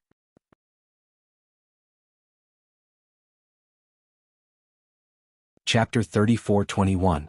In any case, the earth tornado had already swept her far away. After a few rounds of torment, she probably wouldn't be alive. She couldn't be bothered to chase after her. She just wanted to see what would happen to this woman. She really had no interest in Jing Minyao's life or death. Emolian rubbed her small head, his eyes overflowing with gentleness. Silly Qiao Qiao, have you forgotten that there is still the Soul Congregation bell? Upon hearing this, Qiao Mu's eyes suddenly brightened. You're saying that the Soul Congregation bell is with Jing Mingyao? Emolian nodded. Looking at how much clan head Jing and Madame Jing doted on her, I'm afraid it's true. Then what were they waiting for? Let's chase after them and take a look. Arbor hurriedly tugged at her husband's sleeve and ran after the Venerable Peach Blossom Immortal. The Venerable Peach Blossom Immortal had already drifted some distance away. He looked back and saw a large group of people following behind him. He couldn't help but call out, "What are you all waiting for? Hurry up." Emolian held Jojo's little hand and sped up, flying to Hu Shirchen's side. The two of them had already spread out their divine senses and determined the direction of the earth tornado. At this moment, they looked at each other and quickly rushed in the same direction. The group was very fast and caught up with Wang Liming's group in a flash. Wang Liming had already taken off her outer robe and was wearing a tight-fitting black shirt. Jing Minyao was lying not far away from her. She was half sprawled on the ground, gasping for breath. Wang Liming took out an elixir from her space ring. She was about to feed her daughter when she turned back and saw Emolian and the others chasing after them. Alarm bells rang in her heart. She hurriedly grabbed her daughter and ran away. However, at this moment, the earth tornado that had gone far away suddenly swept over from afar like a mischievous child. Arbor and the others were dumbfounded. After all, this earth tornado was a little strange. It had previously wreaked havoc and left after torturing Jing Minyao to the brink of death. But now it suddenly turned around and swept over again. Coincidentally, Wang Liming saw Arbor and the others and was in a hurry to escape with her daughter. As a result, the mother and daughter came face to face with the earth tornado. All of a sudden, they were swept up by the earth tornado and thrown into the sky again. Arbor looked at Emolian Yuan Shirchen and the others speechlessly. What happened? Could it be that this earth tornado knows Jojo? Everlasting Blade could not help but ridicule. Just now, when the earth tornado rushed over, anyone with eyes could clearly see that it was deliberately avoiding Jojo. Thus, strictly speaking, from the very beginning, this earth tornado didn't even collide with the defensive barrier set up by Ji Chen and the others. This earth tornado was created by Heavenly Tao? Everyone couldn't resist asking curiously as they looked at Arbor oddly. Lady Xiqiao could not help but lower her head to look at herself. Her gaze swept up and down her body, but she did not find anything wrong with her. I don't recognize it. When Emolian heard this, she couldn't resist bursting out in laughter. Jojo, this little oddball, was too comical. What did he mean by, I don't recognize it? Who could be that earth tornado's relative? Yuan Shirchen chuckled and couldn't resist rubbing the little stoic's head with an icy expression. Heavenly Tao is definitely your relative.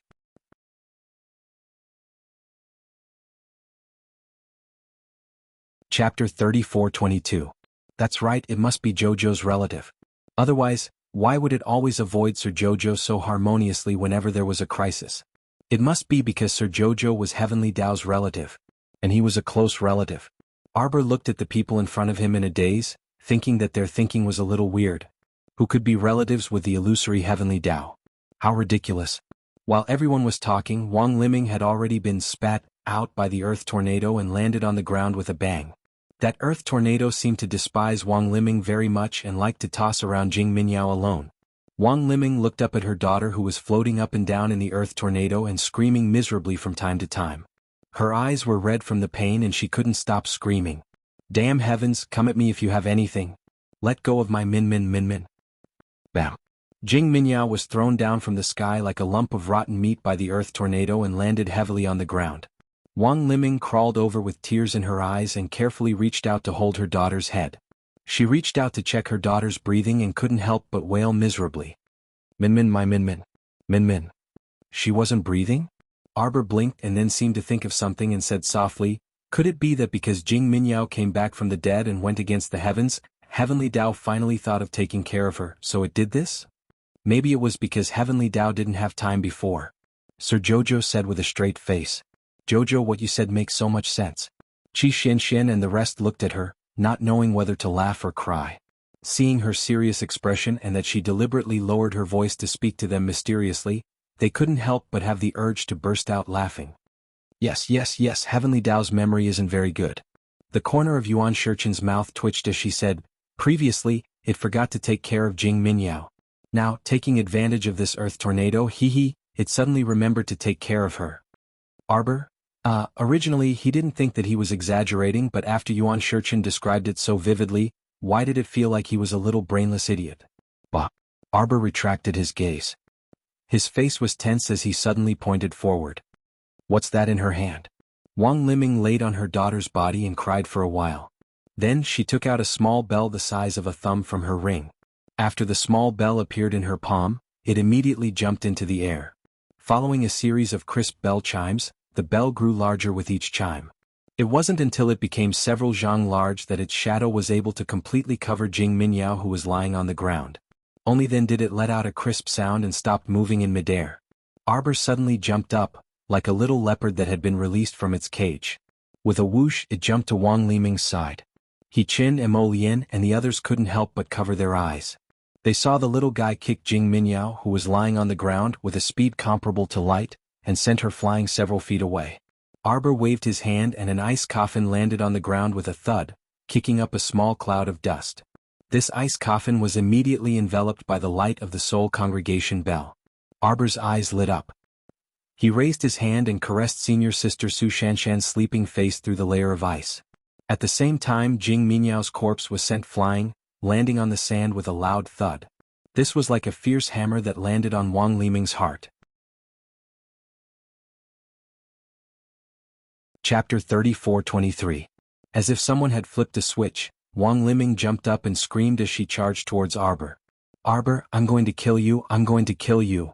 Wang Liming screamed as she charged towards Arbor. However, Xiaomu didn't have time to waste words with her at this time. She directly kicked Wang Liming, who was pouncing at her, into the distance. With a wave of her hands, Xiaomu bent down to pick up eldest senior sister from the coffin and laid her flat on the sandy ground. Jojo put away the ice coffin and quickly left the range of the Soul Convening bell.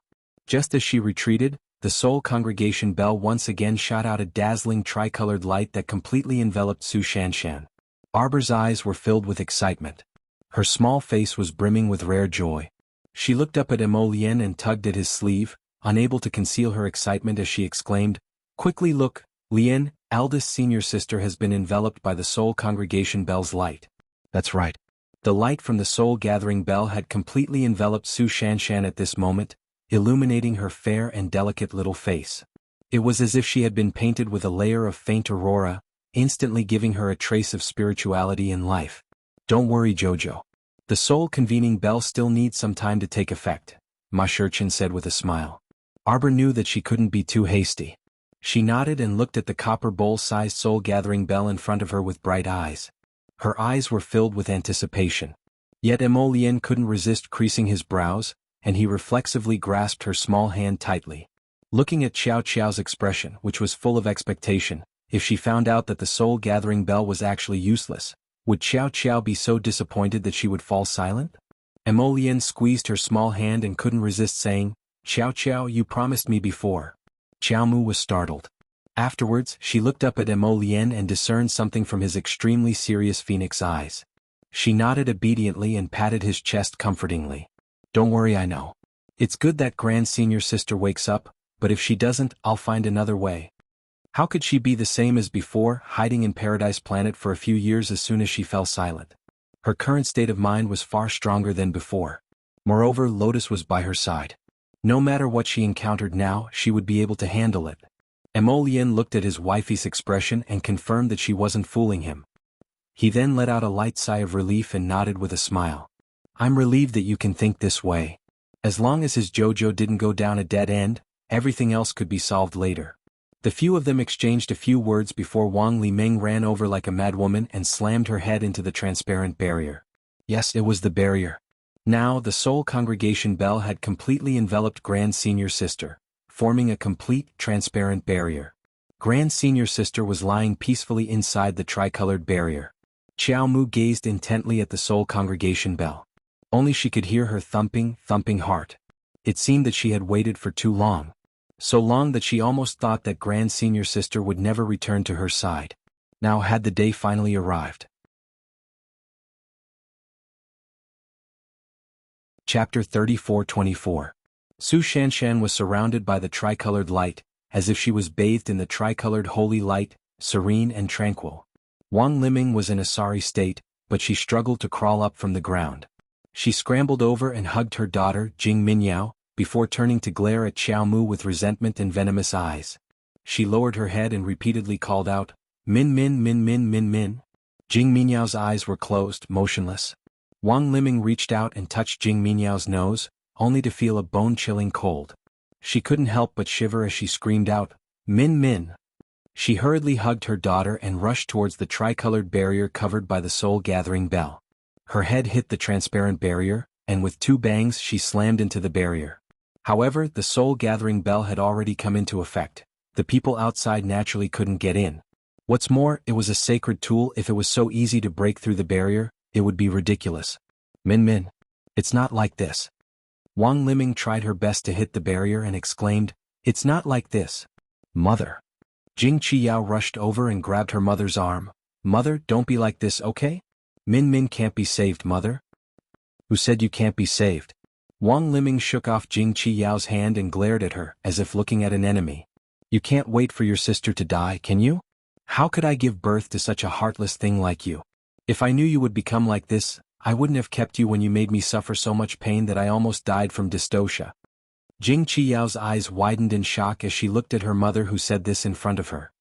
So, it's not that I'm not good enough, and it's not that I'm disobedient. It's because when I was born I almost caused mother's death, so mother has always looked down on me. Jing Qiyao sternly questioned. Her pair of eyes became incomparably red. Yes. Wang Liming hugged Jing Minyao in her arms and stiffly replied with a single word. Jing Qiao laughed like a madman. She finally had an answer to the question that had troubled her for so many years. However, it was better for her to have an answer like this forever. Good, good, good. Jing Qiao nodded repeatedly, her eyes coldly staring at Wang Liming and Jing Minyao. Don't you love your youngest daughter the most? Don't you only have Minmin all day long? Jing Qiao suddenly pounced over and grabbed Jing Minyao's legs, forcefully pulling her to her side. What are you doing? What are you doing, Jing Qiao? Are you crazy? Wang Liming screamed and rushed forward to save her daughter. You're the crazy one. Look at your daughter, whom you dote on so much, and what kind of idiotic character she has become. Look at the sins you've committed. Shut up. Wang Liming screamed and interrupted Jing Qiao's words.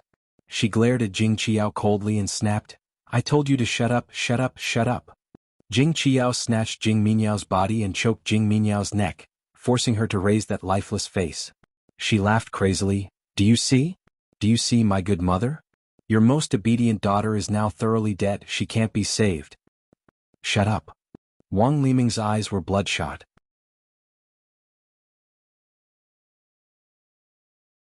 Chapter 34-25.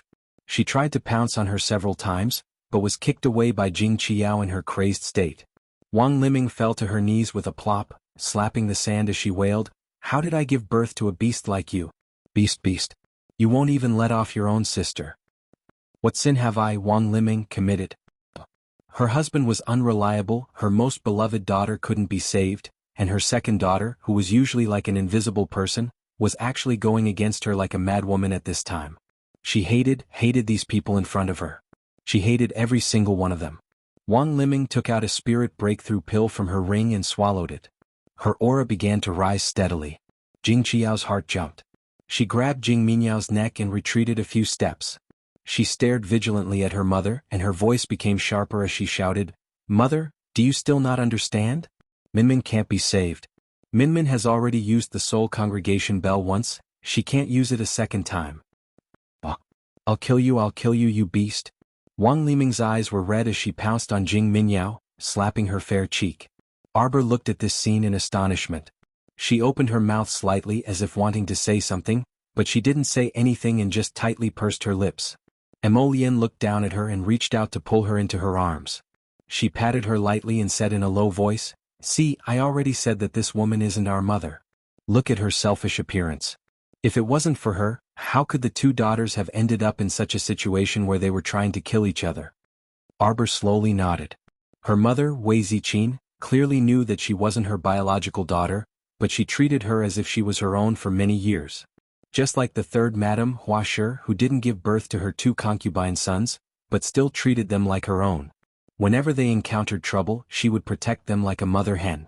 Humans have feelings. Even though they are not your biological children, they are still better than your biological children. If you treat your children well, it is impossible for you not to reciprocate at all. Although the Madame of the third branch was a little ignorant, and it wasn't a good thing to spoil her son like this, Arbor could vaguely see a bit of his mother's shadow in this madam. Furthermore, Madame Hua was not like Wang Liming, who spoiled her child excessively, so on the day of the birthday banquet, she had spoken out to help Madame Hua. This was the reason. They're both your daughters, but your heart is so biased. Arbor shook his head speechlessly.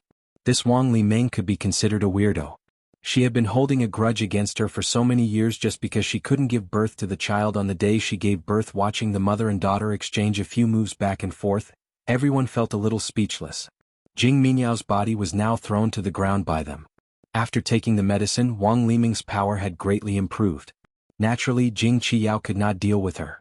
Not long after, she was pressed under Wang Liming's body and slapped on the back of her head again and again. Jing Qiyao was thrown to the ground, her head and face covered in blood. She couldn't help but scream. Gradually her voice grew weaker. Wang Liming was really ruthless. Slap after slap, her eyes were red as if she had gone mad. She slapped the back of her daughter's head again and again. Chapter 34-26. Only when Jing Qiyao's screams could no longer be heard did Wang Liming come back to her senses. "Ah!" She screamed and looked at her blood-stained hands. Her hands trembled slightly. After shaking for a long time, she finally flipped Jing Qiyao over. All of a sudden, she met Jing Qiyao's angry eyes. "Ah!" She screamed and jumped up. She took a few steps back and sat on the ground. Arbor looked at this mother coldly. From the beginning to the end, they just stood by and watched. She didn't even care about her own daughter. Why should others care about her? What a joke. Wang Liming was obviously crazy. She kicked away Jing Qiyao's body and staggered to get up. Holding Jing Minyao's cold body, she rushed toward the Soul Gathering Bell's tricolored barrier. Her head hit the barrier again and again. Wang Liming screamed like a madwoman, "The Soul Gathering Bell is my daughter's, give it back to us." Soul Gathering Bell, before she could make another move, she was swept by a fierce gust of wind. Hugging Jing Minyao's body, she stumbled and fell to the ground. "Are you done being crazy?" Mo Lien frowned and indifferently retracted her right hand. She looked at her coldly and said, "Your other daughter was right. Jing Minyao has already used the Soul Gathering Bell once. Even if you give her another chance, it will still be useless." "Who said it's useless? If you say it's useless, then it's useless." Wang Liming was obviously crazy. Hugging Jing Minyao, she slammed into the barrier and screamed like a madwoman, "I don't care. This Soul Gathering Bell originally belonged to the Panga clan. It should be used by us." Bang. Before she could crash into that isolation barrier, Mo Lien had flipped her over and sent her tumbling backwards. Wang Liming's face, hands, and body were all covered in blood. It was unknown whether it was from killing Jing Qiyao or from her own blood. She slowly got up from the ground with a twisted expression. Suddenly, she threw away Jing Minyao in her hand and rushed in the direction of Arbor. "I want you all to die." The venerable Peach Blossom Immortal's figure flashed and released several beams of saint power. Thousands of vines wriggled upwards and wrapped around Wang Liming's body. At the same time, the swirling air around Wang Liming's body filled the entire area. The venerable Peach Blossom Immortal narrowed his eyes and enveloped her in his defensive shield. Immediately everyone heard a loud boom. Wang Liming's entire body was instantly minced into pieces. Pieces of her body fell from the top of her head. Blood rained down from the sky. Xiao Mu reflexively hid in Emolien's arms. She creased her small brows and turned her small head away in disdain. This Wang Liming was like a lunatic. She actually wanted to use self-destruction to drag them down to hell with her? How could this be possible? Why didn't she think that there were so many transcendent realms present? How could they let her, as spirit master, self-destruct? It was simply a meaningless self-destruction. When Arbor turned his head to look again, Wang Liming's figure was already gone. Emolien flicked her finger and a cluster of black flames landed on the corpse on the ground. It burned her until there were no bones left. Burn Jing Minyao and Jing Qiao too. Arbor looked at Jing Qiao, who was facing the sky with her eyes wide open as if she was questioning God, why she was treated like this. He could not help but shake his head. Chapter 34:27. Wang Liming was truly interesting.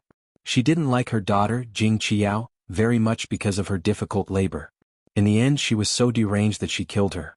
This kind of mother simply couldn't compare to her mother, Wei Ziqin. Jojo's Lotus was right. Wang Liming and her mother, Wei Ziqin, were two completely different types of people. With a flick of Emolien's fingers, two clusters of black fire landed on Jing Minyao and her sister's bodies, incinerating them completely. Only then did everyone turn to look at Su Shanshan, who was enveloped by the soul congregation bell with her eyes closed and a peaceful expression on her face. A long time had passed, so long that Arbor couldn't help but slightly clench her fists. Her expression also started to show some unbearable restlessness. Emolien could see her unease, so she reached out to hold her small hand and said softly, "Don't be anxious." Could it be that it was as Lotus said, that this soul congregation bell really might have no effect on eldest senior sister? Arbor's hand, which was hidden in her sleeve, clenched tighter and tighter. The moment she thought of this, even her breathing seemed to quicken. Emolien pulled out her other small hand, which was hidden in her sleeve, and gently pried open her fingers one by one. She smiled and looked down at her. "Jojo is nervous." Arbor nodded, her pair of black eyes staring unblinkingly at the man in front of her. Although she had already prepared herself for the worst, she still had great expectations and hopes in her heart. She wanted eldest senior sister to come back to life. She wanted eldest senior sister to return to the Holy Water sect. She had been lying alone in the ice coffin for so many years. It had been long enough. "Quickly look," Qi Xianxian shouted, drawing Arbor's attention back to eldest senior sister. The three beams of light shot out by the soul-gathering bell had already disappeared, and the whole bell was shrinking in the air. Then it suddenly broke into pieces and fell to the ground. Emolien's reaction was the fastest. With a turn of his body, he had already arrived at Su Shanshan's side. With a move of his finger, a thin piece of white brocade unfolded and floated in the air, catching many of the fragments. The white cloth and a handful of shards fell into Emolien's hands. Emolien lifted a corner of the white satin and nodded in satisfaction. He then turned to smile at Xiao Mu, who had hurried to his side. "Although this sacred weapon is useless now, its fragments can still be reused." Xiao Mu nodded with a MHM before saying apathetically, "Although this soul congregation bell is a sacred weapon, it is a consumption-type sacred weapon. If we really want to compare, it is inferior to my feral ink. Emolien, the venerable peach blossom immortal beamed. "Jojo, quickly see if your senior sister has woken up." Arbor nodded and quickly walked to Su Shanshan's side. She crouched down and cautiously inched closer to Su Shanshan's small face, which had regained a bit of color. Her fingers very gently touched Su Shanshan's face. The feeling under her fingers was still very icy. Arbor almost didn't dare to touch her to see if she was breathing. Was this really just an empty joy? The little fellow's eyes were filled with disappointment. Before this, she had repeatedly warned herself to be calm. She had to be calm. She couldn't have too high of an expectation for anything so as to avoid being endlessly disappointed. But actually she still couldn't help but feel a little elated in the depths of her heart. Qi Xianxian and the rest cautiously glanced at Arbor. Chapter 34:28. Everyone looked at each other.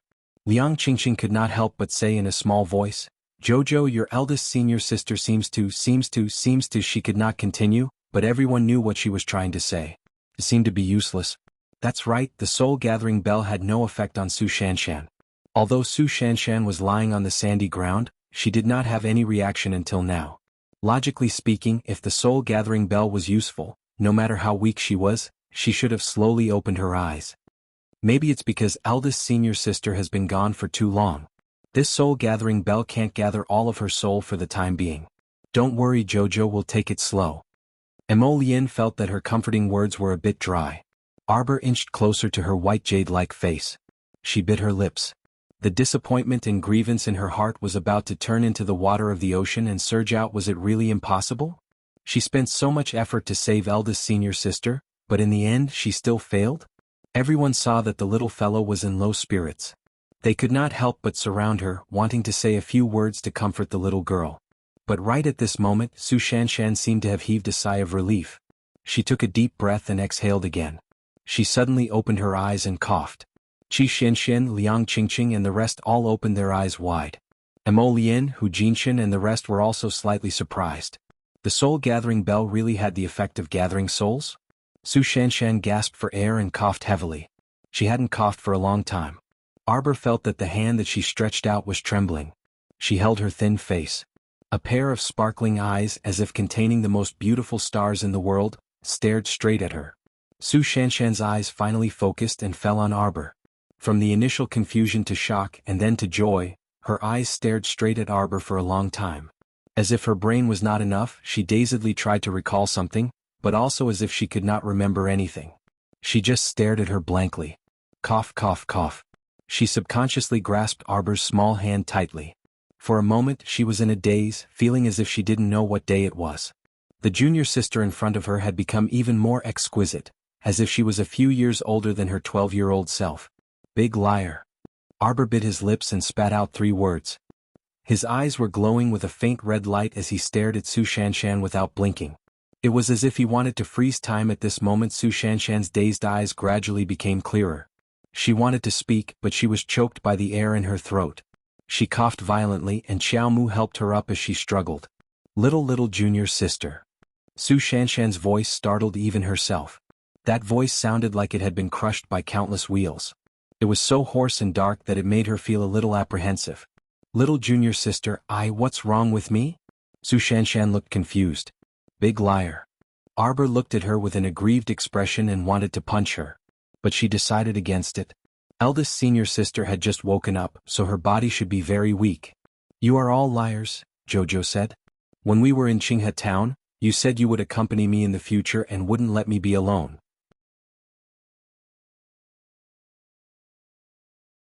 Chapter 34-29.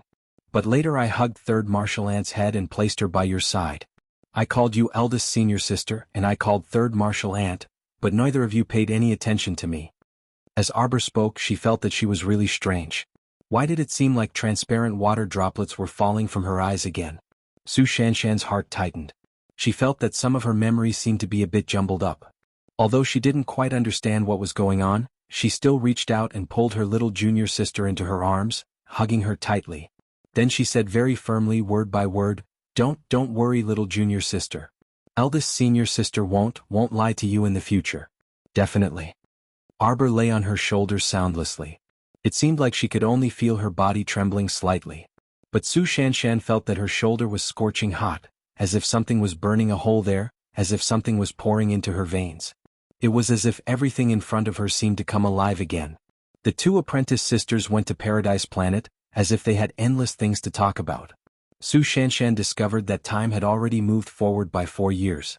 Naturally, she was very surprised. She had too many things to understand. Although you asked Jojo 10 questions, she would probably only answer 1, but Su Shanshan had long gotten used to this little fellow's personality, so they could chat for a while. Emolien's side was much more straightforward. After Jojo left, Emolien summoned Huifeng and had him take people to finish off the Pangu clan's patriarch Jing Ti, as well as all of the Pangu's direct descendants. Don't leave any loose ends behind, Emolien instructed indifferently. Today they brought so many people to force the Pangu clan's patriarch Jing to finish off his daughter, Jing Minyao. Although Patriarch Jing had given in, Emolien never believed that human nature would give in so easily. Patriarch Jing probably hated her and Jojo to the core right now. If he was given a chance, he would definitely plot a counterattack. That would be too troublesome. Emolien did not want to waste her time cleaning up the mess left by the Pangu clan. She might as well annihilate all their direct descendants. As for the old, weak women and children of the Pangu clan, for the civilians, it did not matter much who was in power. As long as they had enough food and drinks, they were happy enough. Hui Feng led the Purple Forest Guard and a group of Clear Pass City border guards over. Arbor and Su Shanshan chatted for a while. Seeing that she didn't look well, he was worried that her body might not be able to take it, so he persuaded her to rest. By the time Arbor came out of Paradise Planet, Hui Feng had just returned with his men, and he quietly reported to Emolien several times. Emolien nodded indifferently, indicating for Hui Feng not to say anything else. She then walked towards Arbor. Xiao Mu glanced at him in confusion. "What are you blabbering about?" "Nothing." Emolien smiled and pinched her little face. "Jojo, come with me." "Okay." Arbor followed him and returned to the Pangu clan's camp. Arbor suddenly remembered the people he had stored into his storage talisman. He waved his hand and let them all out. The Pangu clansmen all knelt down in gratitude and thanked him for saving their lives. They had all seen how dangerous the situation had been and remembered it in their hearts. The Crown Princess had put aside their former enmity and stored them into a magical artifact. That was how a great disaster had been averted. Chapter 34:30. To the Pangu clansmen, they didn't know that it was Arbor's storage talisman. They only thought it was a spatial artifact. In any case, no matter what, the Crown Princess was so magnanimous that she didn't vent her anger on the Pangu clansmen and saved their lives regardless of the gains and losses. Everyone was grateful and respectfully knelt on the ground to express their gratitude. Emolien had Hui Feng make arrangements for these people. Before Arbor left, he heard Hui Feng say in a clear voice, "Your clan leader was obliterated by the heavenly Tao in this earth tornado. As for your madam and the two young misses, they were also executed by our crown prince for disobeying his superiors. You don't have a leader now. You should first elect a new leader and then talk to our crown prince." Arbor looked up at Emolien curiously. "Jingjia is dead?" Emolien smiled and nodded. "Yes." "You sent someone to do it?" She remembered that Jingjia was still alive and well before they left the camp. Emolien didn't deny it. He nodded and held her hand. "Jojo, don't be afraid." Arbor was speechless. "What's there to be afraid of?" Emolien blinked and looked down at her. "Don't you think I'm scary?" Miss Chiao shook her head and hugged his waist. "Everything you do is for me. Why would I think you're scary? Plus, you're so beautiful." "Nothing you do is scary at all." Sir Jojo rolled his eyes and looked away. What was Jojo thinking just now? His expression was a bit cute. Emolien couldn't help but ask curiously, "Jojo, what were you thinking about just now?" "Nothing." Seeing that Emolien was determined to get to the bottom of things, Arbor quickly changed the topic. "What did you say you were going to take me to see?" "Emicham, come take a look." "Chow chow." Emolien pulled her small hand and led her into an airtight wall made of sand and soil. As soon as he walked in, he was dazzled by the white spirit coins on the ground. "Is this where Jingjia keeps his spirit coins?" Arbor grabbed a handful of spirit coins and found many jade stones buried underneath. She took out a piece and looked at it. A rare smile appeared in her eyes. "This jade is not bad. Get someone to take it out and polish it. Make more blank jade talismans for me." "All right." Emolien naturally agreed happily. She pulled Arbor to a small table at the side, took out a black spatial ring and placed it in her hand. "Clan leader Jing is dead, but his spatial ring is still here. Take it and see if there's anything useful inside." Arbor nodded. Recently, she had organized the Heavenly Province Assembly and the Heavenly Pill Auction. Nurturing people to draw talismans and refine pills was like burning money every day. She had to send them a batch of talismans and herbs every few days. She probably wouldn't be able to make a profit in the first year. However, when these little guys grew up, she wouldn't have to worry about making money every year. Moreover, nurturing a group of talisman masters and alchemists would be very beneficial. If she wanted to do something in the future, she wouldn't feel that she was short of manpower. Arbor used her divine sense to open clan leader Jing's spatial ring. She found that there were many things inside. It was enough for the Heavenly Province Assembly and the Heavenly Pill Auction to burn money for a while. Moreover, there were so many spirit coins on the ground. It should be enough. Arbor happily put all the spirit coins on the ground into a storage talisman. Then she followed Emolien out. "Your Highness." Chapter 34:31. Two purple forest guards pushed a bearded, doddering old man over. They shoved him to the ground and used their feet to stop him from struggling. "Your Highness, this person is sneaking around here." "Who is he?" "Speak. Who are you?" Emolien looked at him coldly, a cold glint flashing through her eyes. This person was hiding here sneakily. He was most likely a servant of the Jing clan's direct line of descent. Was he waiting for an opportunity to take revenge? She had to see if she was cut out for it. The Divine Province's Crown Prince and Crown Princess sure aren't impressive. Slap. Before the old servant could finish, the purple forest guard slapped him across the face. His face tilted slightly to the side, and his hair fell messily to the ground. His wrinkled old face suddenly showed a trace of twisted hatred. You bunch of bandits. Not only did you steal our clan's treasure, the Soul Congregation Bell, you even instigated those spineless shrimp clansmen to submit to you. And now you even killed the clan head and madam. Oh.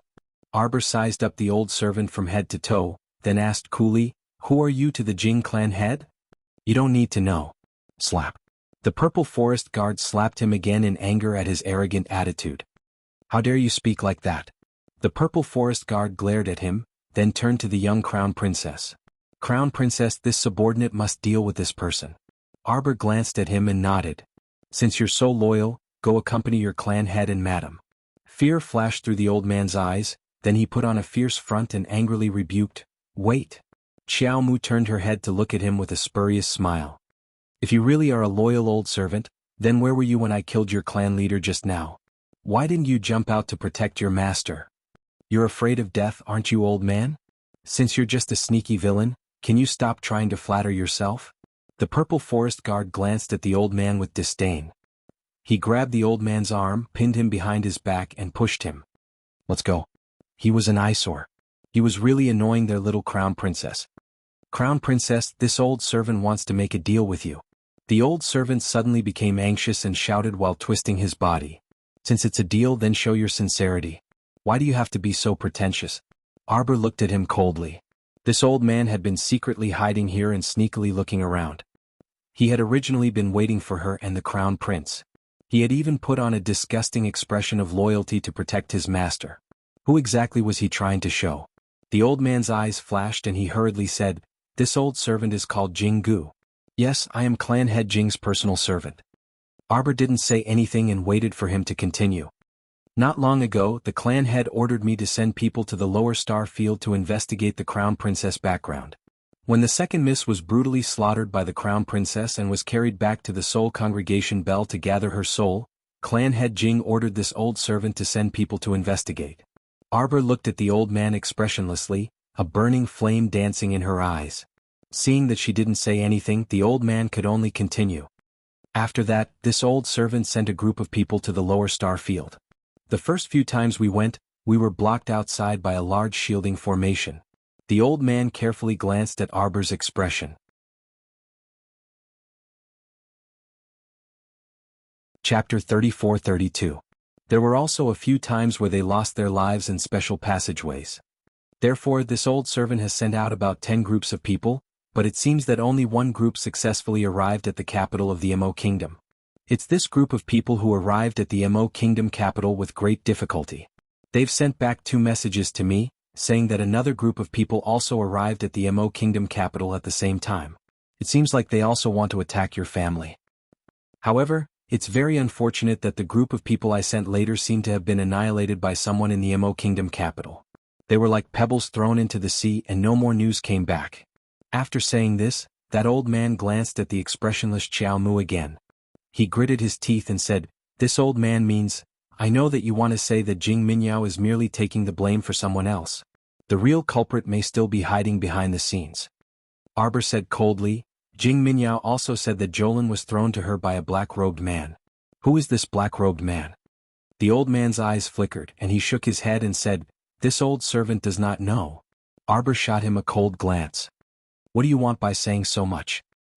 Honorable Crown Princess. The old man suddenly changed into a rather flattering attitude, bowed and said, this old servant is telling you all this because, his eyes rolled and he chuckled. This old servant is also an old member of the Panga clan. Even if I don't know the Panga clan's past like the back of my hand, I am still very, get to the point. Arbor coldly interrupted him, looking at him with a mocking gaze. Crown Princess, if you can hand over the Panga clan to this old servant to manage, then, as soon as he finished speaking, the thunderous cheers of the Panga clan members came from the other side. The new clan leader candidate had probably been chosen. Arbor looked at him with a mocking gaze. You heard it too. You don't have a chance. Jing Chu gritted his teeth unwillingly, but he still said with an obsequious smile, "In that case, Crown Princess, please agree to a small request of mine. I was originally the guardian of the Soul Convening Bell. I have an extraordinary sense of familiarity with the Soul Gathering Bell. Now that the Soul Gatherer Bell has been destroyed." He sighed and said, "Then this old servant would like to request that the fragment of the Soul Congregation Bell be returned to this old servant for safekeeping, so that I can get rid of this thought. I have nothing else to ask for. Crown Princess, please grant this small request of yours." Arbor sized him up and then turned to Emolien. "Is there anything else other than the broken pieces of the Soul Gathering Bell?" When Jingu heard the little Crown Princess ask this question, although he tried his best to remain calm, his heart was like a huge wave rolling over and over. He wished he could pounce on the Crown Princess and bite her to death. This little girl was too smart. He hadn't even said anything yet, but she was able to make the connection from just a few words? Emolien curiously took out the white satin cloth that wrapped the soul-amassing bell fragment from her inner world. After flipping it open, her fingertips moved around the fragment and took out a black key that was only the size of a little finger. The color of the key and the fragment were very similar, so the Crown Prince didn't notice it before. Prince Emo looked at the old man Jingu with a smile that wasn't a smile. The corner of his mouth curled, and he raised the little key with his fingertips, revealing a trace of a smile. "Many thanks." Naturally, he had to thank this Jingu for providing such reliable information. Chapter 34-33. That way they would be able to find the treasures buried by clan leader Jing. Jingu was truly regretting his actions now. He was suspended in the air, and the whip in the purple forest guard's hand was lashing out at him without hesitation. If he'd known earlier that this black-hearted couple was so terrifying, he wouldn't have come looking for trouble even if he was beaten to death. Jingu groaned inwardly. "My life is over. Dig 3 feet into the ground and push aside all the sand walls. Everyone dig here." Jingu was shoved to the ground, his hair disheveled. His old eyes were filled with anger and despair. "You bandits, you'll all die a horrible death." "Bandits?" The venerable Peach Blossom Immortal looked at him in amusement and kicked him. "Aren't you also coveting the treasures buried by clan leader Jing?" As the leader of a clan, he was naturally rich enough to rival an entire nation. The small treasure room Emolien had brought Jojo to was clearly only a small part of what was exposed above. Jingu, this old man, was truly crafty. Regardless of whether it was his pretense of being a loyal servant at the beginning or his fawning talk about wanting to be the clan head, it was all to mislead the young Crown Prince Consort and His Highness the Crown Prince into thinking that he was a petty person without any shrewdness. They would think that Jingu, this petty person, wanted to be the clan head. He was trying to divert the young couple's attention. Actually, that wasn't the case. His true goal was the treasury key hidden in the Soul Convening Bell. With this treasure, it didn't matter if he became the Pangu clan leader or not. He also didn't want to eat dust and drink dirt all day long in this desert. With wealth, he would naturally be able to fly far away. No matter where he settled down, he reckoned that he would be a person with wealth in his hands and would be able to get whatever he wanted. Bang bang. The large excavating tool forcefully excavated the ground that was buried in layers of sand, revealing a long and flat underground staircase that was about a few meters wide in the middle. Arbor handed several dozen storage talismans to the venerable Peach Blossom Immortal and had him take little Tai Sui, Liang Qingqing, and the others down to collect the items. They busied themselves until night fell. After the group of people came up, Qi Xianxian's small face was flushed red. She pulled Arbor and chattered non-stop. "You don't know, but that Jing clan leader is really a master at accumulating wealth. I feel that no matter how much money your small organization like the Heavenly Elixir Store burns, 30 million spirit coins a day, it can still burn for decades." Arbor's eyes lit up. He took the pile of storage talismans from the venerable Peach Blossom Immortal and checked them one by one. His eyes lit up even more. "I'm rich." Everyone looked at her amused expression and couldn't help but want to laugh. Jing Ting of the Pangu clan was indeed a hidden magnate, as Xianxian said. "What do you want?" Arbor asked his companions. Everyone shook their heads. They usually ate and lived on Paradise Planet, so they didn't really need anything else besides. Jojo had left all the treasures in Paradise Planet's treasure vault. If they needed anything, they could just call him and go get it. Arbor blinked, nodded, and said to Qi Xianxian, "This time the Mu clan won against me. Later we can go to their Morning Sun Pavilion to play. I'll take you there." In other words, it was better to go back and scam the Mu clan. Everyone, The Mu clan was really unlucky to have provoked a little devil like you. Chapter 34-34. Seeing that everyone was speechless, Sir Jojo turned his head and said, "All right, the matter here is over, let's— Crown Princess, Crown Prince, the new leader of the Pangu clan requests an audience." Prince Emo nodded calmly and gestured for the guards to let him in. The new leader of the Pangu clan was a rather young man. After seeing the Crown Prince and Crown Princess, he bowed. Li Zhuang greets the Crown Prince and Crown Princess. Emolian glanced at him coldly. "What are your plans for the future?" "The Pangu clan is a clan that loves peace the most." Li Zhuang placed one hand across his chest and swore solemnly. "From tomorrow onwards, I will lead my people into the depths of the desert and search for the existence of an oasis. The Aurora Desert is so vast and boundless. It can't be all sand, can it?" Li Zhuang said. Arbor glanced at him and suddenly said, "Then you can search in the southeast direction." Her origin of holy would allowed her to clearly sense the existence of an oasis thousands of miles to the southeast. It was a very large oasis. If the Pangu clan built their residence there, they would be able to survive well in the future. They would not have to give up their land and rely on the Emperor of the Divine Land. Of course, without the Pangu clan as a hidden danger, the Emperor of the Divine Land would not have to be so paranoid. He felt that the Pangu clan, who was so close to Qingyue City, might one day start a rebellion for the sake of survival. In this way both sides would benefit from it. Li Zhuang's eyes lit up. Obviously, he trusted the young Crown Princess very much. Of course, this was also because the Crown Princess' benevolence at the moment of the Earth Tornado's attack had completely convinced the young leader of the Pangu clan. He nodded and said, "Thank you for the reminder, Crown Princess. The members of the Pangu clan will always remember your help." "Right. Princess Jing," Li Zhuang looked at Arbor and Emolian hesitantly. As a matter of fact, although Chief Jing's family was not very reliable, Princess Jing, who had been protecting a member of the Pangu clan and had made great military achievements, was indeed respected by all her people. However, after the Earth Tornado struck, they had never seen the princess again. They did not know how she was doing now. Xiaomu creased her brows. She had also remembered. In the previous battle with Jing Linyao, she seemed to have coincidentally advanced to the divine realm. She just didn't know if the advancement would go smoothly. Because of the violent earth tornadoes, Arbor's attention didn't leave her at all. If she was at the critical moment of her advancement, she would be affected more or less. Jing Linyao was probably doomed. "If Jing Linyao comes back, will your words still count as the clan leader?" Emolian looked coldly at the young leader in front of her. Even a fool could see the threat in her eyes. He didn't want Jing Linyao to instigate and fool them, and they would turn around and deal with his Qiao Qiao. If these people were still troublesome, Prince Emo would not be merciful to them. The Pangu clan can swear to the heavens that they will never betray the Crown Princess. Li Zhuang hurriedly explained with one hand across his chest. "Very good." Emolian glanced at him coldly. "Remember what you said today."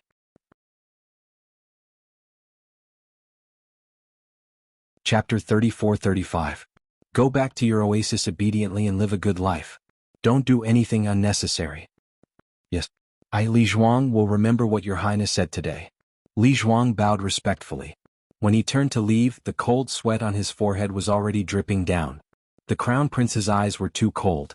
What he meant was that he had to hold the position of clan leader and not let Jing Linyao take it away from him again. If Jing Linyao and the members of the Pangu clan were up to some trouble to deal with the Crown Prince's wife, the Crown Prince would certainly not tolerate them anymore. Clan leader. At this time, several Pangu clan members walked over with a woman who was screaming desperately and an average-looking young man. Li Zhuang glanced at them and sighed. "Concubine Shui, young master, I'm really sorry." "What are you doing?" "Li Zhuang." "What are you doing, Li Zhuang?" "Li Zhuang." Concubine Shui shrieked and glared at him. Her eyes seemed to be spitting fire. Li Zhuang glanced at the mother and son coldly and sighed. Suddenly, he raised his voice and said, "The old clan leader has passed away and there is no one to accompany him. Concubine Shui and young master, for the sake of the former clan leader, swear to live and die with clan leader." Concubine Shui's eyes were so wide that they almost fell out of their sockets. She kept twisting her body and screaming, "No, no, who wants to accompany that dead man to hell? No, no. Li Zhuang. Let go, let go." The young man's eyes were lifeless and his whole body trembled. He wailed in a low voice, "I don't want to die, I don't want to die, I don't want to die." Li Zhuang raised his hand and ordered people to take the mother and son away and send them on their way. An old man stepped out and nodded at Li Zhuang in appreciation. Clan leader, you don't need to feel guilty. Keeping concubine Shui and young master Jing alive is a disaster. Concubine Shui has never been a person who is willing to stay still.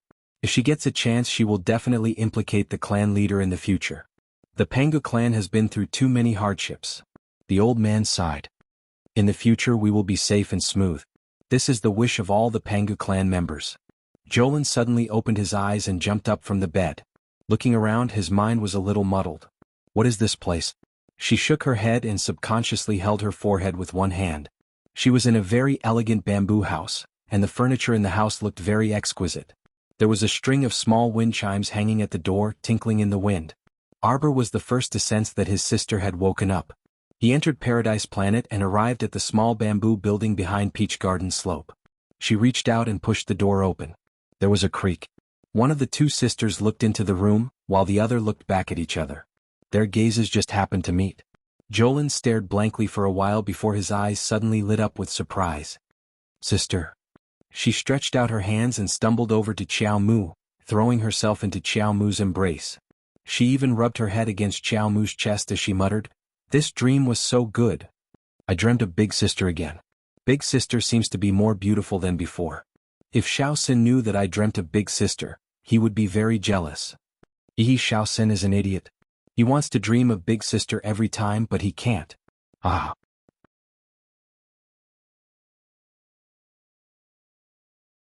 Chapter 34-36. Arbor was speechless as he looked down at his silly and adorable sister. He reached out a small hand and gently stroked her head. Little Lin, Jolin's head rubbed left and right against her neck with a blissful expression on her face. Big Sister, did you bring me something delicious? Arbor was speechless.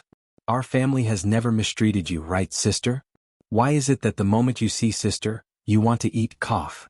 Arbor reached out and pulled little Linner's head away a little. He looked at her with a serious expression and said, "It's not a dream." It's not a dream. Jolin repeated her words. Her eyes curved into crescents as she raised her little neck and stared at her blankly for a long while. Then, her eyes suddenly widened, and a high-pitched cry broke through the little bamboo house. I'm not dreaming? Arbor could not help but raise his hand to his forehead. He got up and brought his sister to the table to sit down. He poured her a cup of fragrant tea and placed it in her palm. Sister is sitting right beside you. You're not dreaming. Jolin put down the cup in her hand. Suddenly, she reached out and pinched Arbor's little face. It doesn't hurt. Arbor stared at his stupid sister speechlessly. You pinched me. Of course it doesn't hurt. Your sister, why is she doing the same thing as the little monk? If Arbor had a beard, he would definitely be blowing his beard and glaring at her right now. Jolin looked at her embarrassedly. Benefactress. Benefactress. Benefactress. Jolin chuckled. Why am I hallucinating? Did you hear Kong Kong's voice? No hallucinating. Arbor got up and walked to the door. He reached out and opened the door. He saw the little monk with a shiny bald head running in with small steps. It's Kong Kong, Arbor turned and said to little Lin. Jolin's eyes widened instantly and she jumped up from the stool. Kong Kong. Xiao Lin pounced over and hugged the chubby little monk. She raised her hand and heavily slapped his butt. You little rascal, you really worried me to death. Kong Kong hurriedly covered her buttocks with her hands and cried out in panic, Dada Dada, how dare you? How dare you, benefactress's younger sister? You, how dare you? Men and women shouldn't touch each other. How can you spank this little monk's butt? He stuttered. His chubby little face even had a look of horror on it. It was hilarious. The corner of Arbor's mouth twitched, and he raised his hand to his forehead speechlessly. Xiao Linner, on the other hand, was all smiles. She hugged the little monk lovingly and said, Aya, my chatterbox is really so noisy and empty. I missed you so much. Come, let me give you a kiss. What nonsense are you spouting? No kissing. The little monk pressed his hand against Jolin's mouth and said with a serious expression, This little monk is never talkative or noisy. This little monk is just a little talkative sometimes. Jolin laughed loudly. She turned and ran to Arbor's side with Kong Kong in her arms. She placed Kong Kong on the seat beside her and reached out to hug Arbor. She rubbed her big head against her neck. Sister, sister, sister. Arbor's heart melted into a mess from her rubbing. A faint smile appeared on her lips. She reached out and stroked her fluffy little head. She sighed softly and said, Little Lin, you're almost a big girl. If mother sees you like this, she'll scold you again. Mother? Jolin was startled. She remembered something important and quickly put on a serious expression. Chapter 34-37. Grasping Arbor's hand, Xiao Lin said anxiously, Sister, let's hurry back. Hurry back to Seekong Planet. Many people have barged into the Mo Kingdom capital and made a beeline for our home, wanting to deal with us. However, due to the various talisman arrays you set up in the sky above our home, these people can't completely break in for the time being. But they've already started using the lives of the city's citizens to threaten us. The old great king of the Mo Kingdom is at his wit's end. Don't be anxious, speak slowly. Arbor's eyes instantly turned incomparably icy, and she stroked the back of Xiao Liner's hand. Sister already knows the gist of the matter. It won't take much time to go to Seekong Planet. We can set off immediately. Arbor's indifferent voice seemed to be filled with the power to pacify people's hearts, instantly pacifying Xiao Liner's fretful and uneasy emotions. Sister. Xiao Lin hurriedly said, Really? Our trip to Seekong Planet really won't take much time? Why did she remember that when those black-clothed men captured her and brought her here, they seemed to have passed through a very long passageway? In that passageway, her entire body was scraped painfully by the airflow, as if she could die at any time. Just the time spent in that passageway alone felt like it had exceeded 24 hours. Arbor nodded and placed the teacup in her hand again. You just recovered from a serious illness and need to properly recuperate. Tell Sister clearly how many people have invaded the Mo Kingdom capital. About 20-something people. The number doesn't seem to be many, but their cultivations are all very high. Every one of them is a peak great mystic cultivator. At this point, Xiao Lin's eyes revealed a faint trace of panic. I saw them directly exterminate 3 level 10 great mystic cultivators with a raise of their hands. The Mo Kingdom capital's guards have suffered countless casualties. Sister, let's leave right now. I'm afraid that if we delay any longer, even the old great king and them won't be able to hold on. Arbor nodded. Okay. She stood up and opened the door to the small bamboo house, leading Xiao Lin out. Seeing the sisters come out, Mo Lien, He Chen, and the others turned to look over, asking, What are your plans now? Jojo. Let's return to Seekong Planet first. Mo Lien frowned. Alright. How's the situation over there? Is it serious? Before Arbor could speak, Xiao Lin quickly nodded and said, Brother-in-law, let's go back quickly. I'm afraid it's been a few days since I was captured. I'm worried that my parents won't be able to hold on for much longer. Once those people broke through the talisman array above the Qiao residence, the consequences would be unimaginable. Right now, with Big Sister's array formation, we can still hold on for a bit. Jolin said, but when I left, those people were already impatiently capturing people in the city to threaten your father. I'm worried that the old great king might not be able to hold on. Currently, the Mo Kingdom capital's guards were helping the Qiao family fend off the invaders. Once the old great king was forced to withdraw his troops, Jolin didn't dare to imagine the consequences. Mo Lien's eyebrows flashed with a hint of hostility. A bunch of death-seeking maniacs, they really were tired of living. Arbor walked to his side and reached out to grab his hand, saying softly, Don't worry, we'll go back right now. Those who vainly tried to touch our family, let them pay with their lives, Arbor said indifferently, not revealing the slightest trace of anger on her face.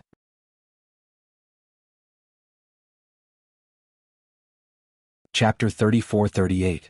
Xiao Lin, who boarded the Crimson Nimbus Blue Wave ship for the first time, found everything very novel and couldn't resist wandering around the ship. Unexpectedly, it only took a short hour to return to Seekong Planet from the Divine Province. The Crimson Nimbus Blue Wave ship wandered through the Sea of Stars for no more than a few seconds before arriving at the passageway. When it passed through the passageway, Xiao Lin didn't feel anything at all. It was completely unlike when she first arrived, when her entire body suffered from the intense pain of being sliced apart by the airflow. This feeling was simply too wondrous. It was as if time and space had been changed in the blink of an eye. By the time the party returned to the Mo Kingdom capital, starry night had descended, and darkness had pervaded the earth. The old great King Mo Lei was currently in a terrible fix. Gong Chong and strode in on his short, chubby legs as he reported loudly, Great King, bad news, His 12th Highness has brought people to the Qiao family. What? Mo Lei couldn't resist slapping his forehead. He abruptly turned to look at the elderly man who was currently sitting on the main seat and coldly looking at him. At this moment, A trace of cold sweat had appeared on the old great king's forehead. Gong Chong, and also saw that elderly man at a glance and was so frightened that he rolled to the ground, not daring to look up with his head on the ground as he inwardly cursed. Old Senior Wu truly appeared and disappeared unpredictably. When did he come to the palace? Gong Chong, and didn't know that this old Senior Wu had already arrived earlier and had even finished discussing matters with Mo Lei. Due to this senior's oppression, Mo Lei had already agreed earlier that he could no longer send troops to reinforce the Qiao family from now on.